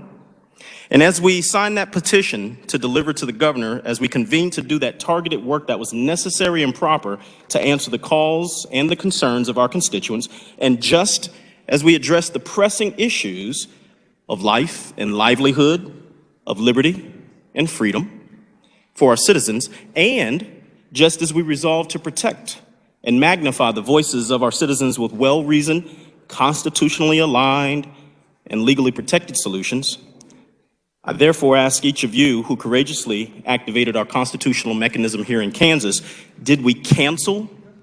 Did we destroy? Did we reinvent the Kansas Constitution in that constitutionally prescribed special session? God forbid we did not. And our great Kansas, look around, still stands. And it's even stronger than before because of what you did.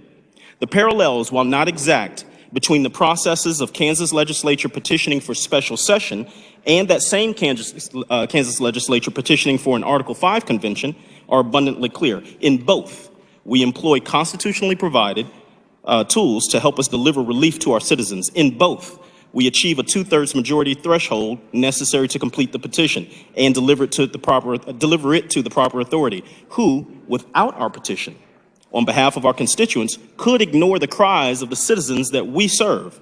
In both, the scope of work is predetermined for that discussion, and it is subject to follow on high vote thresholds in order to achieve final approval or ratification.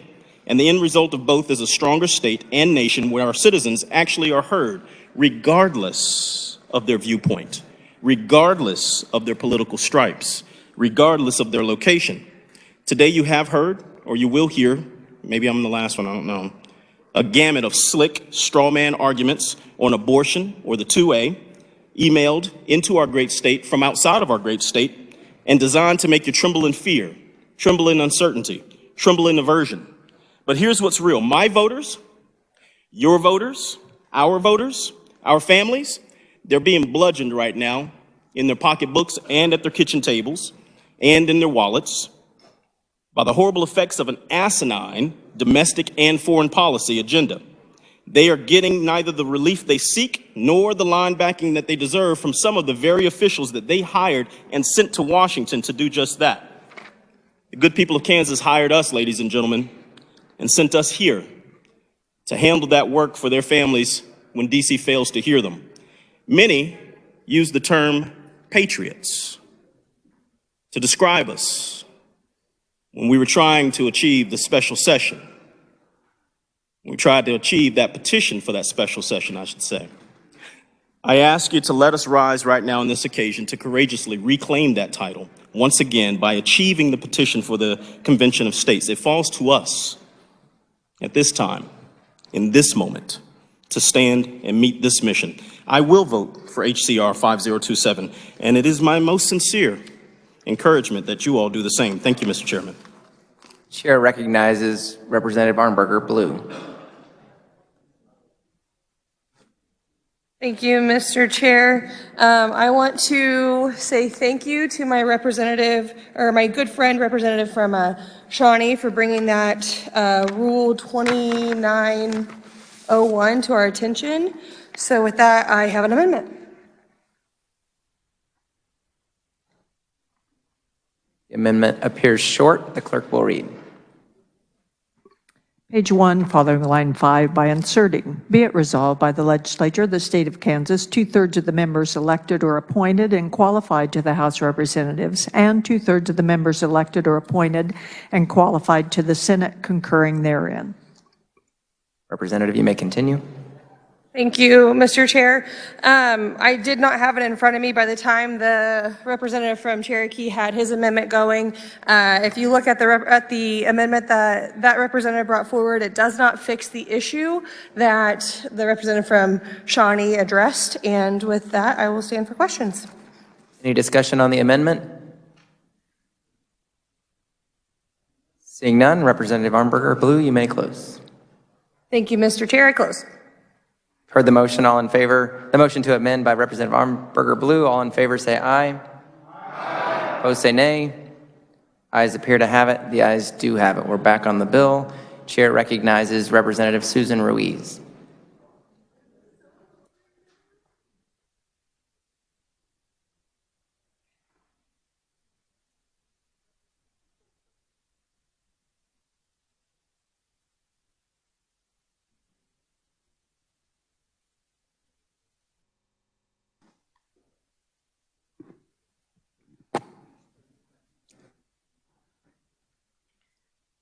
Thank you, Mr. Chair.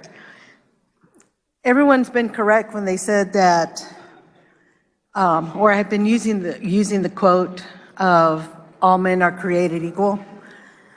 They were really only talking about men. You all know that. Just don't lie about that. We all know that they were only talking about men. And we were only talking about white men. Because anyone else, women, and especially people of color, were not allowed to take part in this. But we have all worked together with this great country to bring it to where it is now. And I don't know why we want to mess with the Constitution.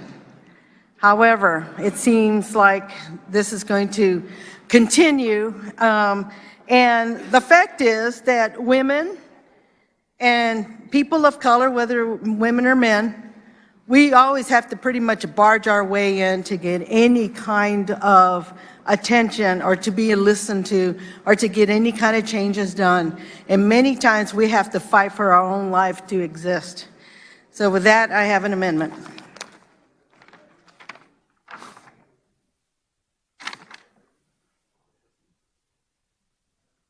The amendment appears short. The clerk will read.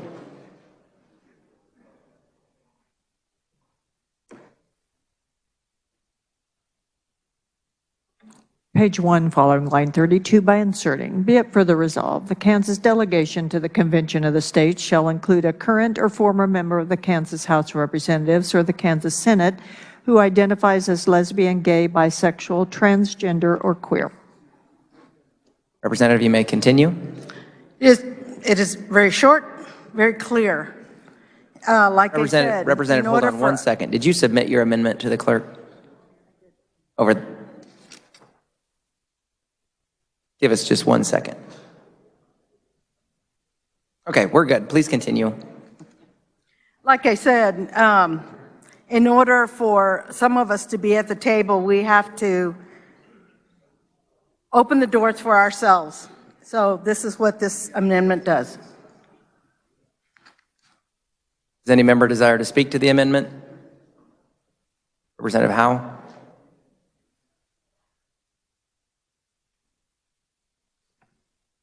Mr. Chair, I appreciate the consideration that's gone into all of the amendments today.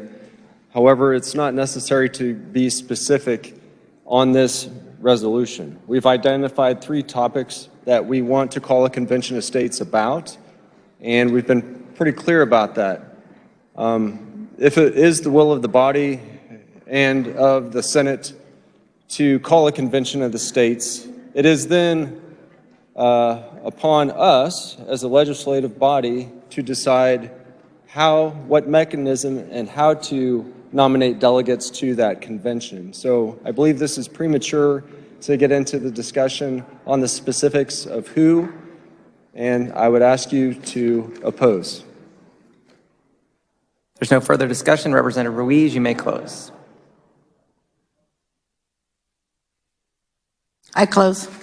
Heard the motion to amend. All those in favor signify by saying aye. Aye. Opposed, nay. No. Nays appear to have it. Division's been called. The clerk will open the roll and you may vote. Seeing 15 hands, a roll call is in order.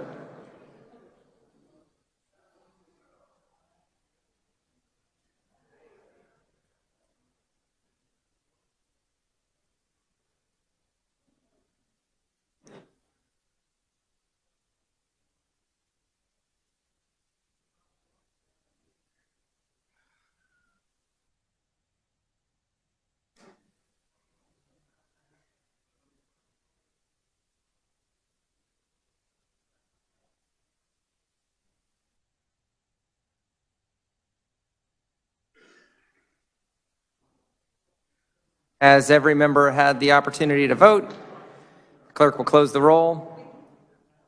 Does any member wish to change their vote? Not. 33 in favor, 83 against. The motion fails. We're back on the bill. Speak to the bill, Representative Hauser, for a second time.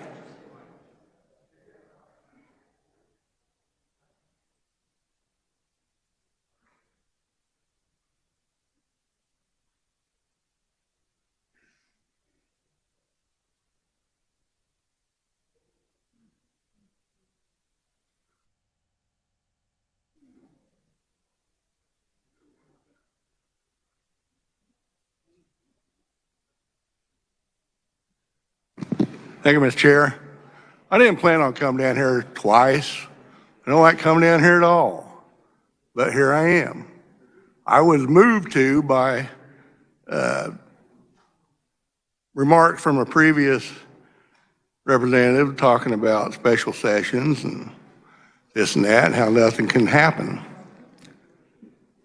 I don't know how many of you recall 2019 session when we Republicans thought we had everything under control, and voila, using House procedure and the number of votes, we had Medicaid expansion bill introduced right here on this floor, and I thought I'd never see that happen.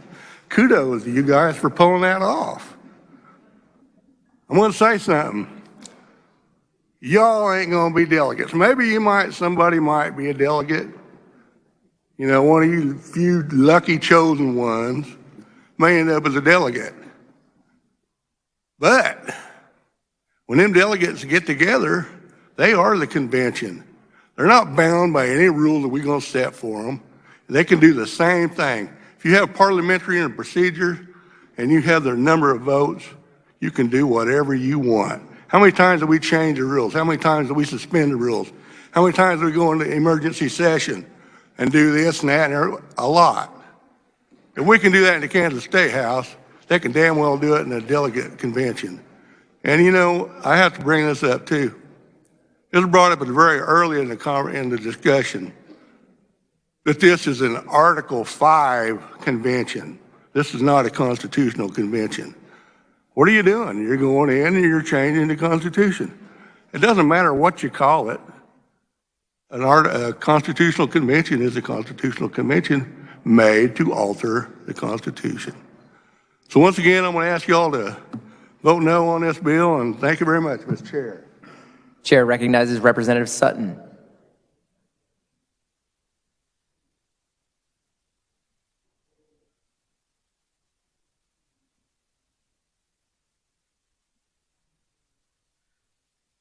Thank you, Mr. Chair. I want to let you all in on kind of a secret, might scare you, might cause you some concern.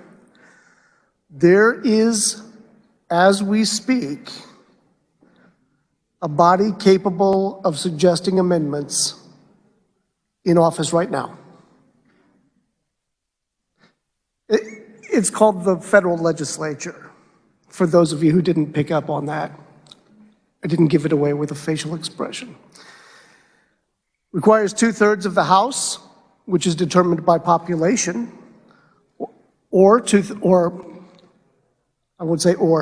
and 2/3 of the Senate, that's based on one state, one vote. That body's in existence right now. At any moment, amendments can be suggested. The Convention of States, the Article 5 Convention, is simply another body, and it's a body of the states. When we were drafting the Constitution, I was very young at the time, all right? But in 1787, when this topic was being brought up, we were discussing the Constitution as we were drafting it, as they were drafting it. Like I said, I was young. I just took notes. Yeah. Exactly. But as we were drafting this, the founders said, this is pretty good, but we're not sure it's going to be perfect forever. There might be some changes that need to be made. We might want to pass some amendments to this Constitution. How will we go about that? So, we'll just recommend 2/3 of the body and of the legislatures, and by golly, we're good to go. And then I'm pretty sure it was George Mason.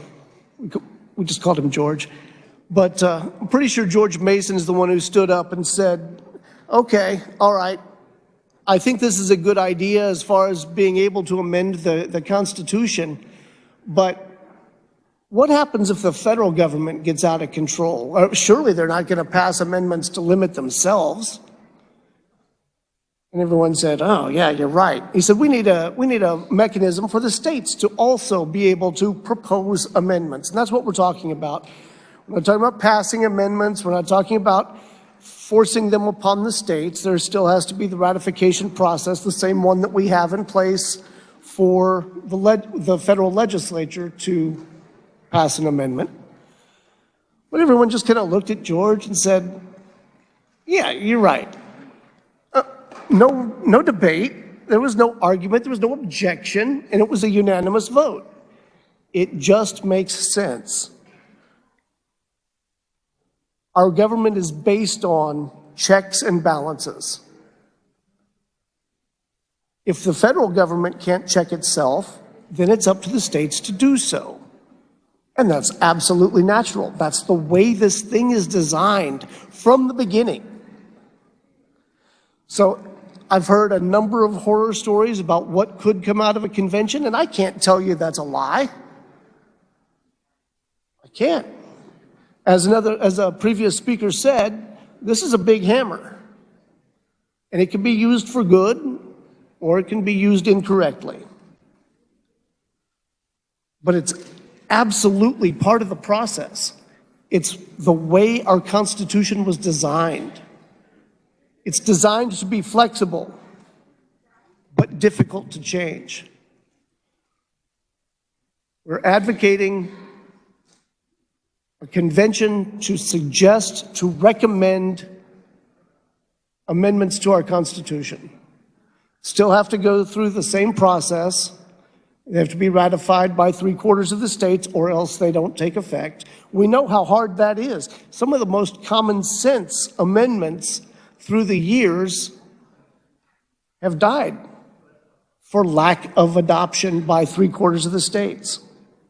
It's supposed to be hard, but we are absolutely not supposed to alienate ourselves from the process.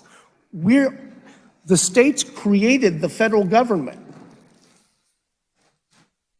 We can't alienate ourselves from that process. So in case you didn't pick up on this, I'll absolutely be supporting HCR 5027, and I urge your support as well. Thank you, Mr. Speaker. Chair recognizes Representative Clifford.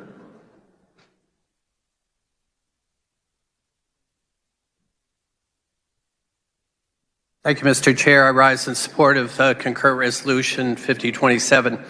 As many of you know, I ran for Congress previously unsuccessfully, and thank God that I'm in this body and not there.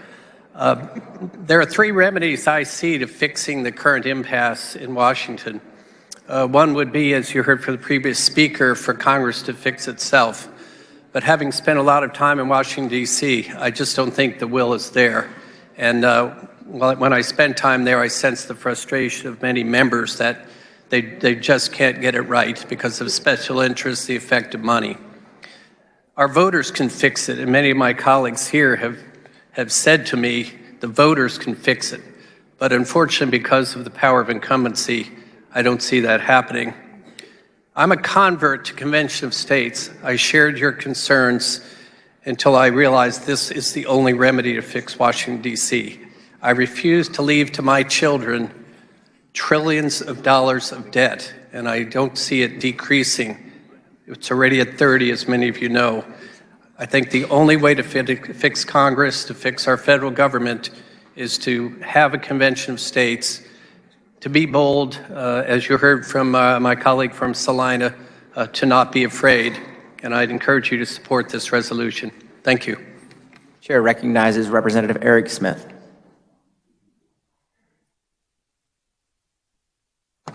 I'll try to make this quick, Body. I've actually looked at this for nearly 8 years. Before I came in here, that was the reason I came up to Topeka, to talk to legislators about an Article 5. That was my thing.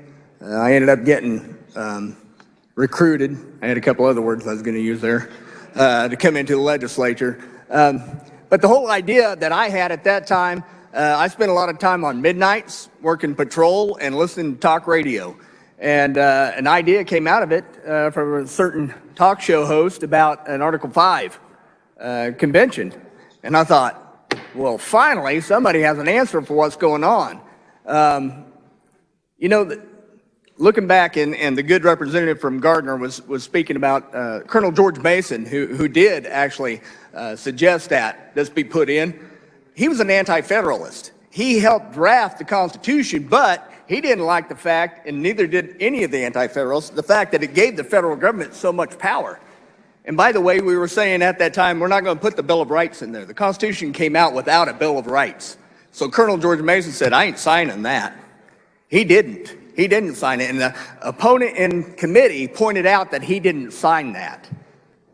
Well, he didn't sign it because of that, but he also made two predictions. One was that, well, he made one big prediction. That was that the judiciary was going to overwhelm the authority of the states.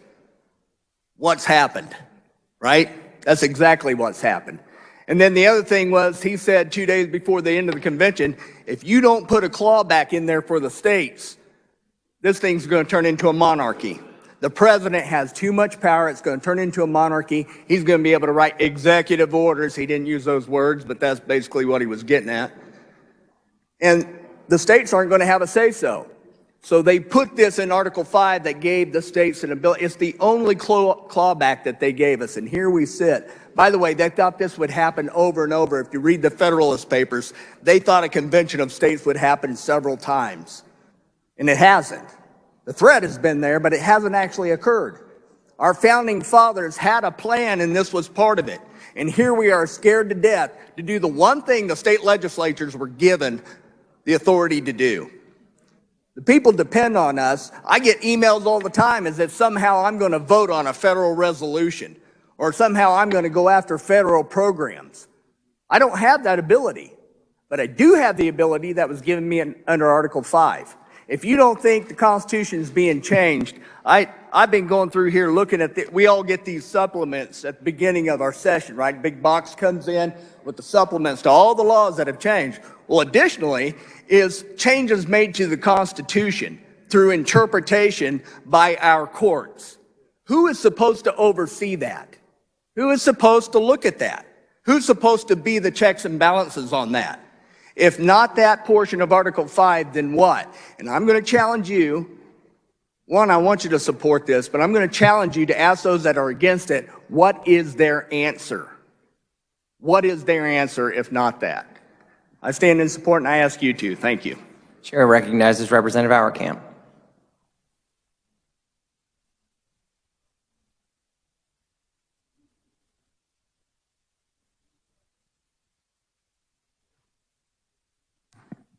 Thank you, Mr. Chairman. So several years on Fed and State, got to hear this debate many times. Heard a lot of opinions, and there seems to be experts on both sides of the discussion with a lot of differing ideas on what this all means.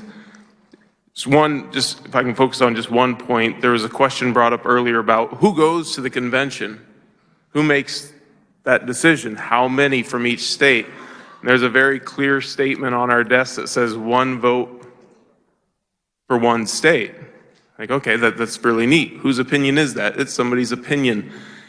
So there's a document, it's the Congressional Research Service. This is, from what I can understand, it's the research department for our U.S. Congress. 2014, they wrote, the Article 5 Convention to propose constitutional amendments, contemporary issues for Congress. It's a 40-page document that kind of goes through all the research on this issue. At a very interesting statement, they said, while the Constitution is silent on the mechanics of an Article 5 convention, Congress has traditionally laid claim to broad responsibilities in connection with a convention, including receiving, judging, and recording state applications, establishing procedures to summon a convention, setting the amount of time allocated to its deliberations. And number 4, this is the interesting one, determining the number and selection process for its delegates. Number 5 is setting internal convention procedures, including formulae for allocation of votes among the states, and then arranging the formula transmission for any proposed amendments to the states. Later on in the document, they kind of review several ideas that have already been floated around through Congress.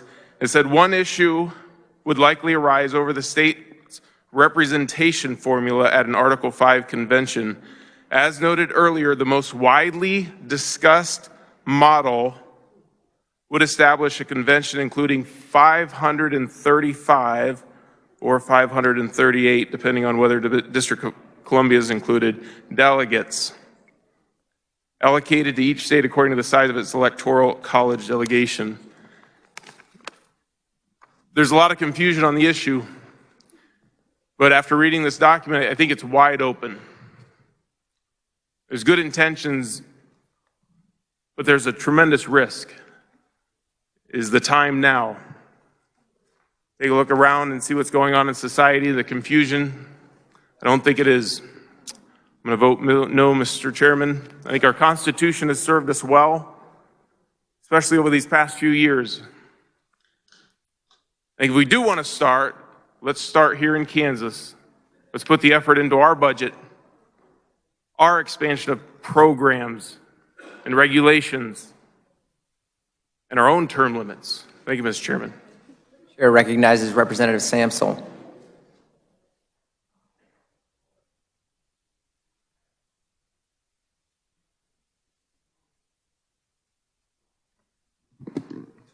Thank you, Mr. Chair.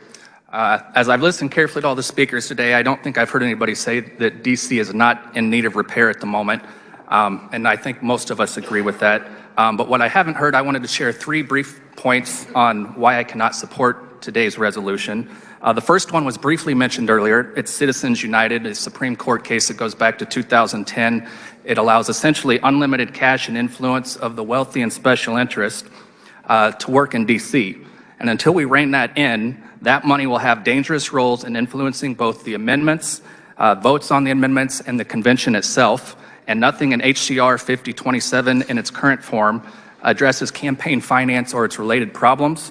And instead, the resolution limits it and excludes it. The second one, in my opinion, term limits misses the mark a bit. To me, the problem is concentration of power at the top, And so it'd be term limits on leadership positions, but under the language of the resolution, that's also limited. Under the current structure, where our leaders in DC retain that power over and over, it results in top-down governance that increases the power of the influential special interest and others with money. And so to me, the solution should be term limits on leadership positions, but we're not allowed to address that at the convention under the language of this resolution. And then third and finally, if we're gonna do this as the nation watches us today, I've got texts from other people, friends across the country that are watching Kansas today. And if we're gonna do it, it needs to be a united application. At a time when we're so divided right now in our country, Kansas, if we're gonna act, let's act united. As I look at this, our carrier mentioned earlier e pluribus unum, kind of a similar concept. But as I look at the language itself, we've got 46 co-sponsors, all of them are Republican, and I find that troubling not because it's not a good bill, it may very well be a good idea down below, but it gives the appearance to the outside world, and God knows what media can do with headlines, but it gives the appearance that we're not united and that we don't have any Democrats on board to support as we work through this and put it together. So I also looked at the history, and you look at the states that have approved it going back all the way to 2014, Georgia, Alaska, and Florida were the first ones to do it. All of these are red states, so it doesn't look like we've got a blue or red solution coming together to get a purple solution. So it's the third problem that I have with it. The unlimited time application so that it doesn't expire also is a problem. The people in my district have made it clear they want me to work in a bipartisan fashion to find solution. So until we fix those above problems, I can't support today's resolution. Thank you, Mr. Chair. Chair recognizes Representative Jacobs.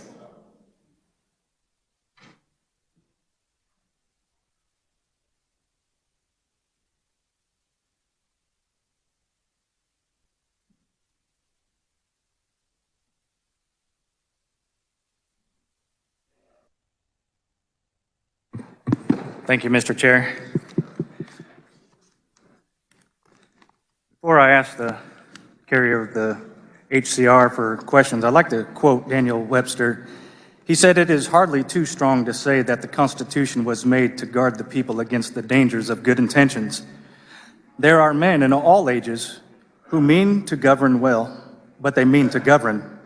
They promise to be good masters, but they mean to be masters."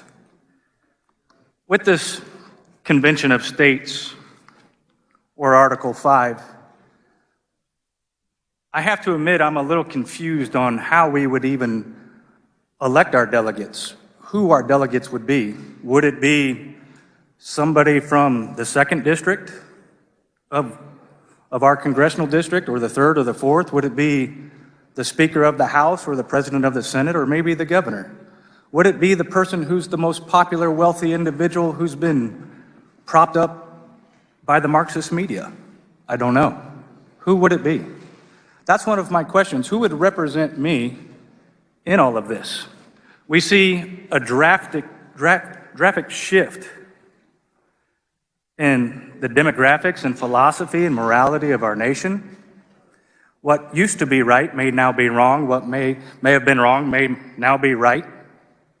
We have major interpretations that differ on the First Amendment, the Second Amendment, and we could list to the 27th. So with that, I do have a couple questions for the carrier of this HCR, if you'd please stand for questions. With this, on line 25, it says that we are trying to propose amendments to the Constitution of the United States that impose fiscal restraints on the federal government. Tell me how that would look like. Thank you for the question, Representative. I can't tell you what that looks like because we are just in the process of calling for a convention of states. It is upon 2/3 of the states, of the several states, calling a convention of states. It would be then where Congress shall call the convention of states in which those ideas can be considered. As mentioned before, I think a previous speaker mentioned there was a previous application for a convention of states regarding the balanced budget amendment. Is there any proposal in writing that we can look up on the physical restraints that we're proposing in here? Are there any amendments? You said that 18 other states have passed this or calling for this. Is there any paper trail, or are we just to guess or to put good faith in government? I'm not sure I understand your question. If you could maybe rephrase it or repeat it again. Yes, sir, I will. Is there any amendments that are already drafted for this application? I am not aware of specific amendments. I'm sure there are a lot of people out there in the United States that have conceived ideas of what they think should be considered if a convention of states were to be called, but that's their freedom to be involved in their government. And we don't have any of those, we didn't consider any of those in the Committee on Federal and State Affairs. We also see fiscal restraints on federal government limit the power of the jurisdiction of the federal government. Tell me how that's going to work, because to limit the power, let me ask you or the body some questions. We're reminded of the statement of Amendment 1, Congress shall make no law respecting an establishment of religion or prohibiting the free exercise thereof.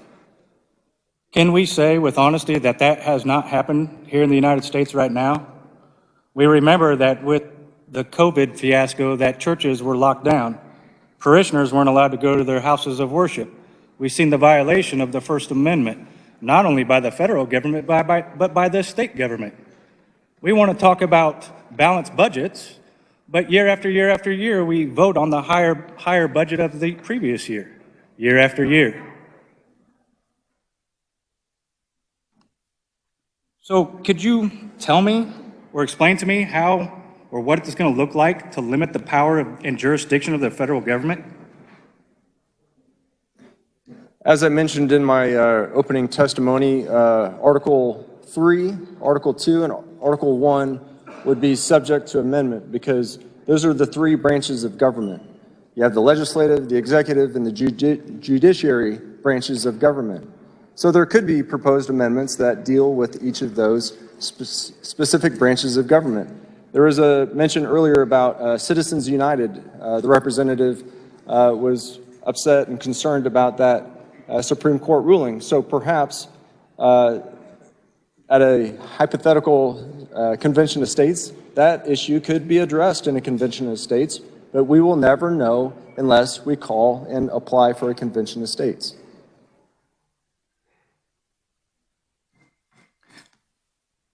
Amendment 2, it says a well-regulated militia being necessary to the security of a free state, the right of the people to keep and bear arms shall not be infringed. It's in our Constitution, correct? So has the right to bear arms ever been infringed, not only in the state of Kansas, but according to our federal government?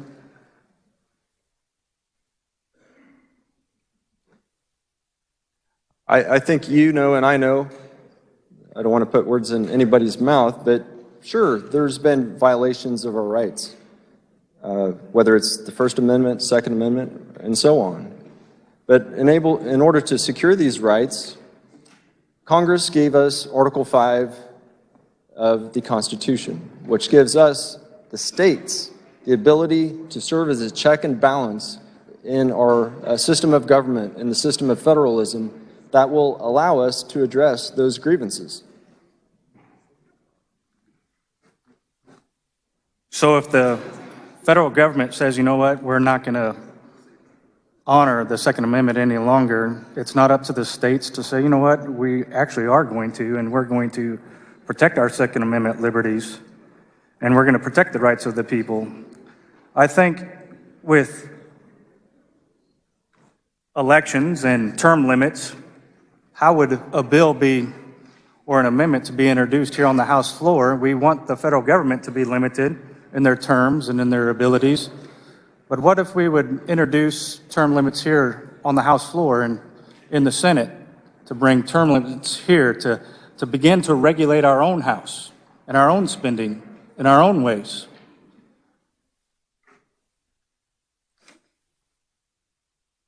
I still haven't heard how we are going to propose those who are going to be delegates. How is this going to happen? Where's the checks and balances? How will we be able to call this individual or these individuals back in if they go rogue? What is the checks and balances? Where's the transparency? Thank you. It's a very important question. It's up to each sovereign state to decide how they will nominate a delegation and appoint a commissioner to represent their state at a convention of states. Each sovereign state has that authority to do it. Now, do we have a set of parameters that we can work under right now? No, we don't. But I do know tomorrow in the House Committee on Federal and State Affairs, it was scheduled to have a hearing on a proposed trailer bill, if you will, that would start the conversation of what that may look like. And that conversation obviously involves amendments, suggestions, and the checks and balances in which we are entrusted here in the Kansas House. Thank you for that. I guess I still have to wait for the answer of how we're going to elect or select delegates. I know that people are talking that this is our only option, and we talk about states' rights also, but I think also the states are guilty of allowing the federal government to grow. In so many terms, we've prostituted ourselves out to federal money. If we don't pass this, then we're not going to get federal money. We're not going to get this money. We're not going to get this. And we've allowed these shackles and chains to be placed upon us from the federal government. We talk about that the power belongs to the people, but I don't even know who's going to be the delegate for me. And I'm supposed to vote for this? I don't even know who's going to represent me. I don't even know the process yet, because there is no process yet.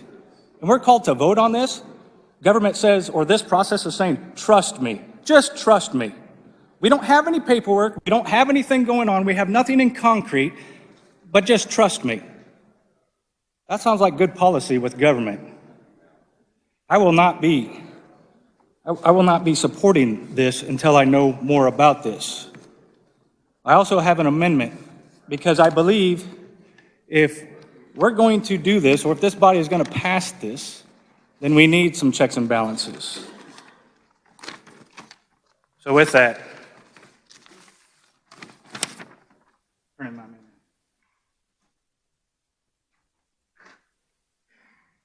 The amendment appears short. The clerk will read.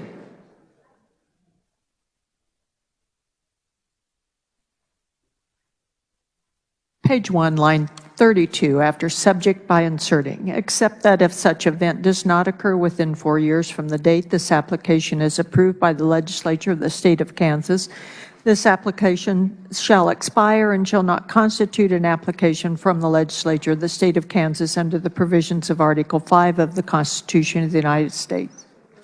Representative Jacobs, you may continue. what this simply does, it's a 4-year sunset. So if this does come out of this committee, that we have the ability to redress this again, because we're blindly going into a snowstorm right now. Speak to the amendment, Representative Howe. Thank you. I appreciate the carrier of the amendment and his intention behind it. A similar amendment was offered in committee, and it did not prevail. I would ask that you oppose that, and I will note that there are currently 18 states that have passed a application for a convention of states, just 3 this year: Wisconsin, Nebraska, which is a unicameral legislative body. They're elected in a nonpartisan way, correct? And most recently, West Virginia. It might take a year or 2, or maybe 3, or maybe 4, maybe 5 to get up to 34 states. At any point in time, this legislative body has the authority to rescind any application for a convention of states. So you already have that authority, and I don't think we need to put it into the resolution. Thank you. Any further discussion on the amendment? Seeing none, Representative Jacobs, you may close. As the previous representative had said, there is already applications out there per the state of Kansas. This is going on forever and ever and ever. May come back, may go on until Christ comes back. We don't know. But it's going on. And times change. Again, we don't even have a playing field yet.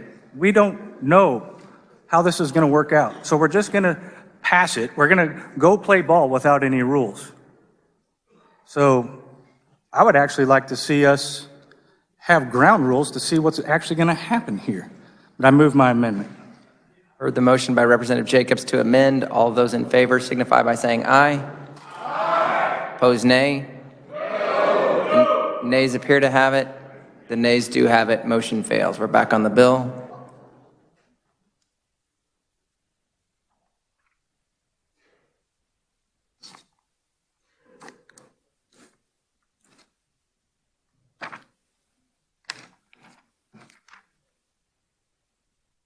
John Adams said this: "Our Constitution was made only for a moral and religious people. It is wholly inadequate to the government of any other." Can we honestly say in this divided nation that it's a good idea right now to bring a convention of states or an Article 5? James Madison said this: "Having witnessed the difficulties and dangers experienced by the first convention, I would tremble for the result of the second." Many well-funded organizations are advocating for an Article 5. Where does the money come from? Who are the lobbyists? Where do they get the money for their materials? Where are the resources coming from? Where's the paper trail? What's the end game? We have 27 amendments and our government says, you know what? Not today, Bob. We're not going to listen to it. So I do wholeheartedly oppose this because, again, there is no groundwork. There are no rules. We're just saying Article 5 tells us we can do it. We don't know how our delegates are going to be served. We don't know how many actual votes. We haven't even seen any amendments. It doesn't even make any sense. So with that, I thank you, Mr. Speaker, for allowing me the time. Chair recognizes Representative Byers.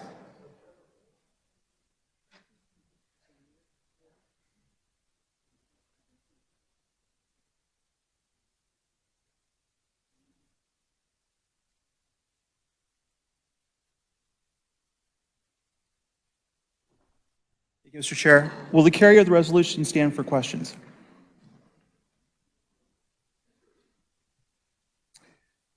In the last 2 years, how many states have rescinded their applications for Convention of States? I do not have that answer. Body, both New Jersey and Colorado rescinded all their previous applications last year. I bring this up because, as has been said repeatedly, this comes up, states go, we're not going to do this, and back down. We look at the rules that are applied here and we realize how flexible they are. They are so flexible that the Equal Rights Amendment technically has been approved by enough states to be considered an amendment to the Constitution. Yet we don't really know for sure. I oppose this and I suggest that you do as well. No further discussion. Representative Howe, you may close.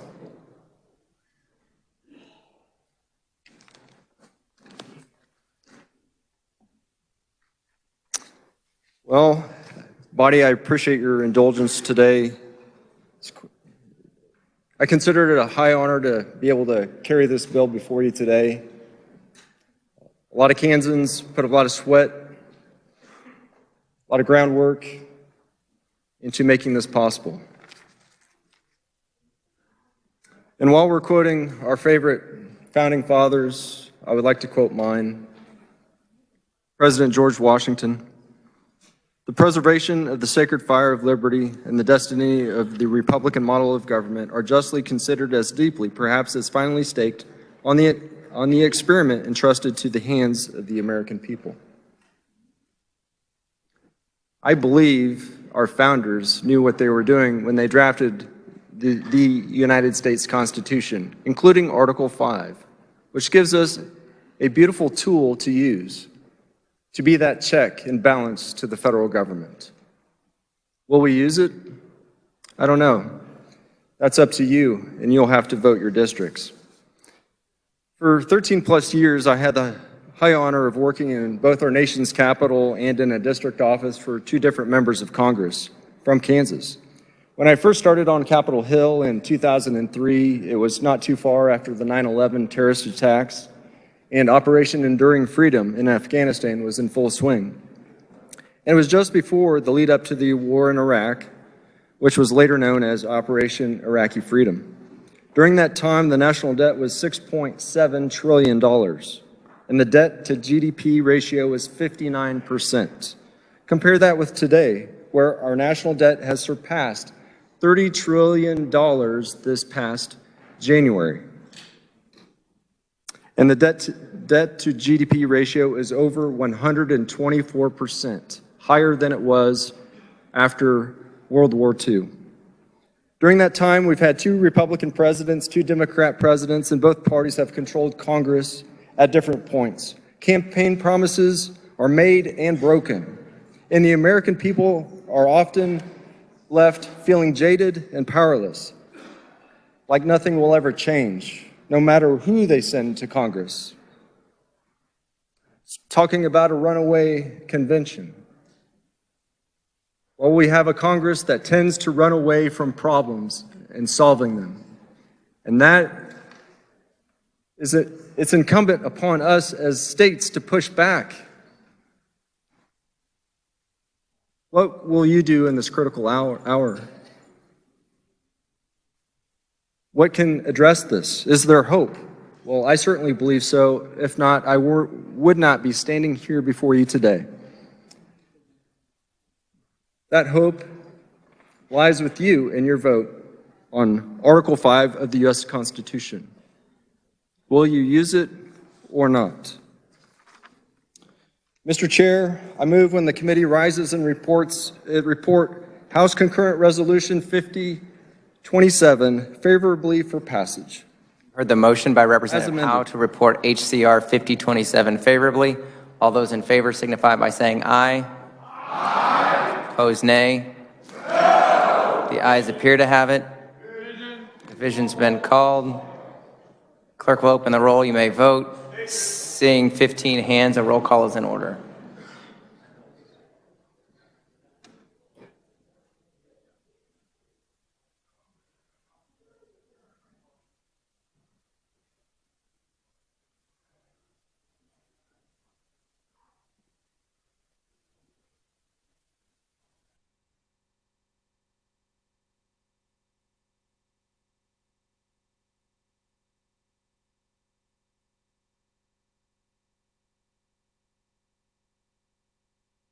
So every member had the opportunity to vote. Clerk will close the roll. Does any member wish to change their vote? Seeing none, 78 in favor, 42 against, the motion passes. The clerk will record the vote. Recognize the majority leader. Thank you, Mr. Chair. I move we rise and report. Heard the motion to rise and report. All in favor say aye. Opposed, no. Motion passes.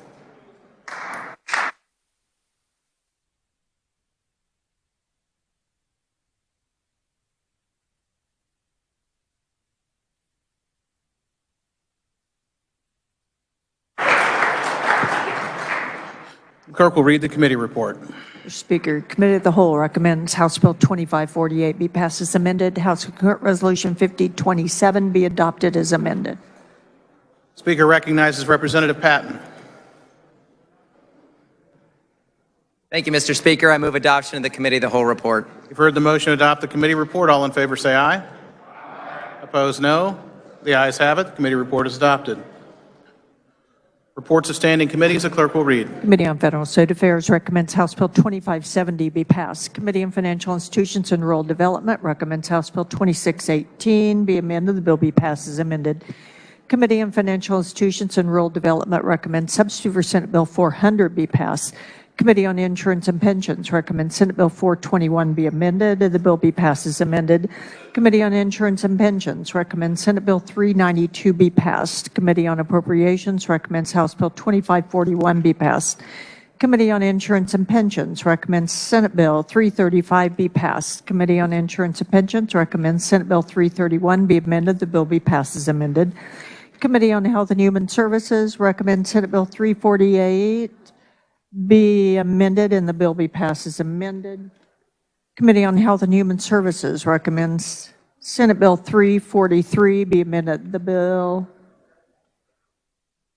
Committee on Health and Human Services recommends Senate Bill 343 as amended by Senate Committee of the Whole be passed. Committee on Judiciary recommends House Bill 2674 be amended. The bill be passed as amended. Committee on Judiciary recommends House Bill 2582 be amended. The bill be passed as amended. Committee on Calendar and Printing recommends on requests for resolutions and certificates that requests by Representatives Clayton, Mosier, Finch, Wassinger, Neely, Johnson be approved, and the Chief Clerk of the House be directed to order the printing of said certificates and the drafting of said resolutions. Speaker recognizes Majority Leader Hawkins for a motion to adopt the calendar and printing report. Thank you, Mr. Speaker. I move adoption of the calendar and printing report. You've heard the motion. All in favor say aye. All opposed, nay. The ayes appear to have it. The ayes do have it. The motion carries.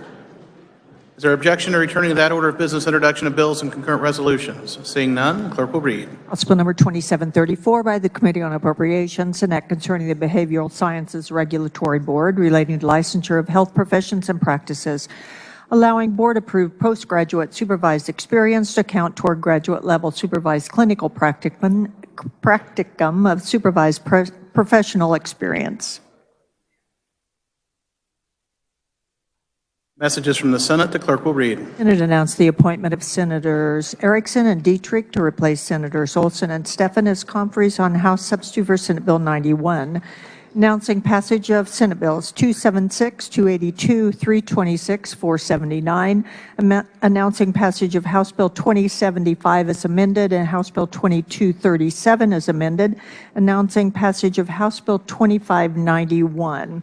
Senate Bill number 276 by the Committee on Federal and State Affairs, an act concerning children and families, preserving families that include a parent who is blind, providing for certain considerations relating to cases involving legal custody, residency, parenting time, children in need of care, adoption, foster care, and guardianship. Senate Bill number 282 by the Committee on Assessment and Taxation, an act concerning taxation relating to income taxation, relating to credits, providing certain tax credit for graduates of aerospace and aviation-related educational programs and employers of program graduates, enacting the Kansas Affordable Housing Tax Credit Act and the Kansas Housing Investor Tax Credit Act, providing tax credits against income, privilege, and premium taxes for qualified housing projects, providing a credit for school and classroom supplies purchased by teachers, providing homestead property tax refunds from Income Tax Refund Fund to certain persons based on the increase in property tax over the base year property tax amount. Senate Bill number 326 by the Committee on Assessment and Taxation, an act concerning income taxation relating to credits, providing a credit for qualified railroad track maintenance expenditures of short line railroads and associated rail siding owners or lessees. Senate Bill number 479 by Senators Bowers, Alley, and others, an act authorizing a permanent memorial commemorating the Kansas suffragist movement to be placed in the state capitol, establishing the Kansas Suffragist Memorial Fund. Announcements. Representative Cindy Howerton will replace Representative Ken Rogers on the House Appropriations Committee for Wednesday, March 9th for that day only. Representative Vic Miller will replace Representative John Alcala on the House Taxation Committee on Tuesday, March 8th, 2022 only. Representative Christina Haswood will replace Representative Aldina Nguyen on House K-12 Education Budget Committee on Tuesday, March 8th, 2022 only. Representative Jerry Stodgdo will replace Representative Sidney Carlin on the House Appropriations Committee on Wednesday, March 9th, 2022 only. Representative Jared Owsley will replace Representative Sidney Carlin on the House Appropriations Committee on Thursday, March 10th, 2022 only. Representative Landwehr for an announcement.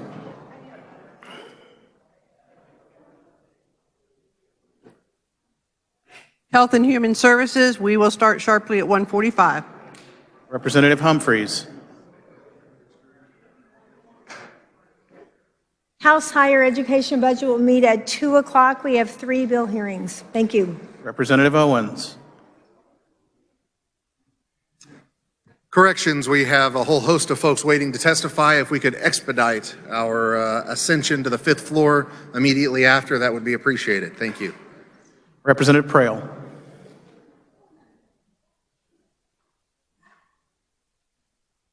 Thank you, Mr. Speaker. Transportation will meet at 1:50. Thank you, Mr. Speaker.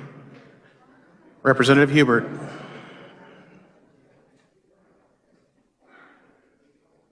Thank you, Mr. Speaker. Tim, I'm a little more optimistic. 145 committee. Let's get down there and get started. Representative Tarwater. Thank you, Mr. Speaker.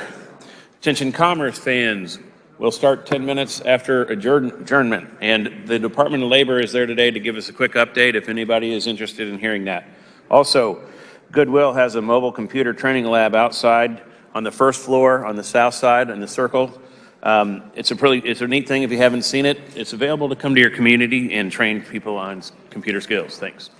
Representative Schreiber.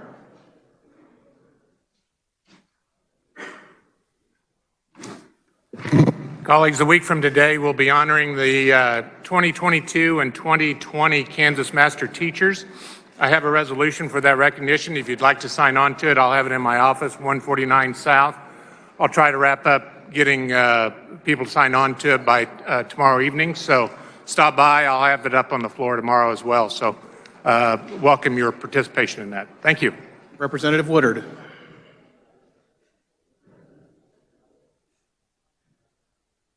Thank you, Mr. Speaker. Democrats will have agenda tomorrow morning at 8:30 a.m. in 152 South, 8:30 a.m. Thank you, Mr. Speaker. Are there any further announcements?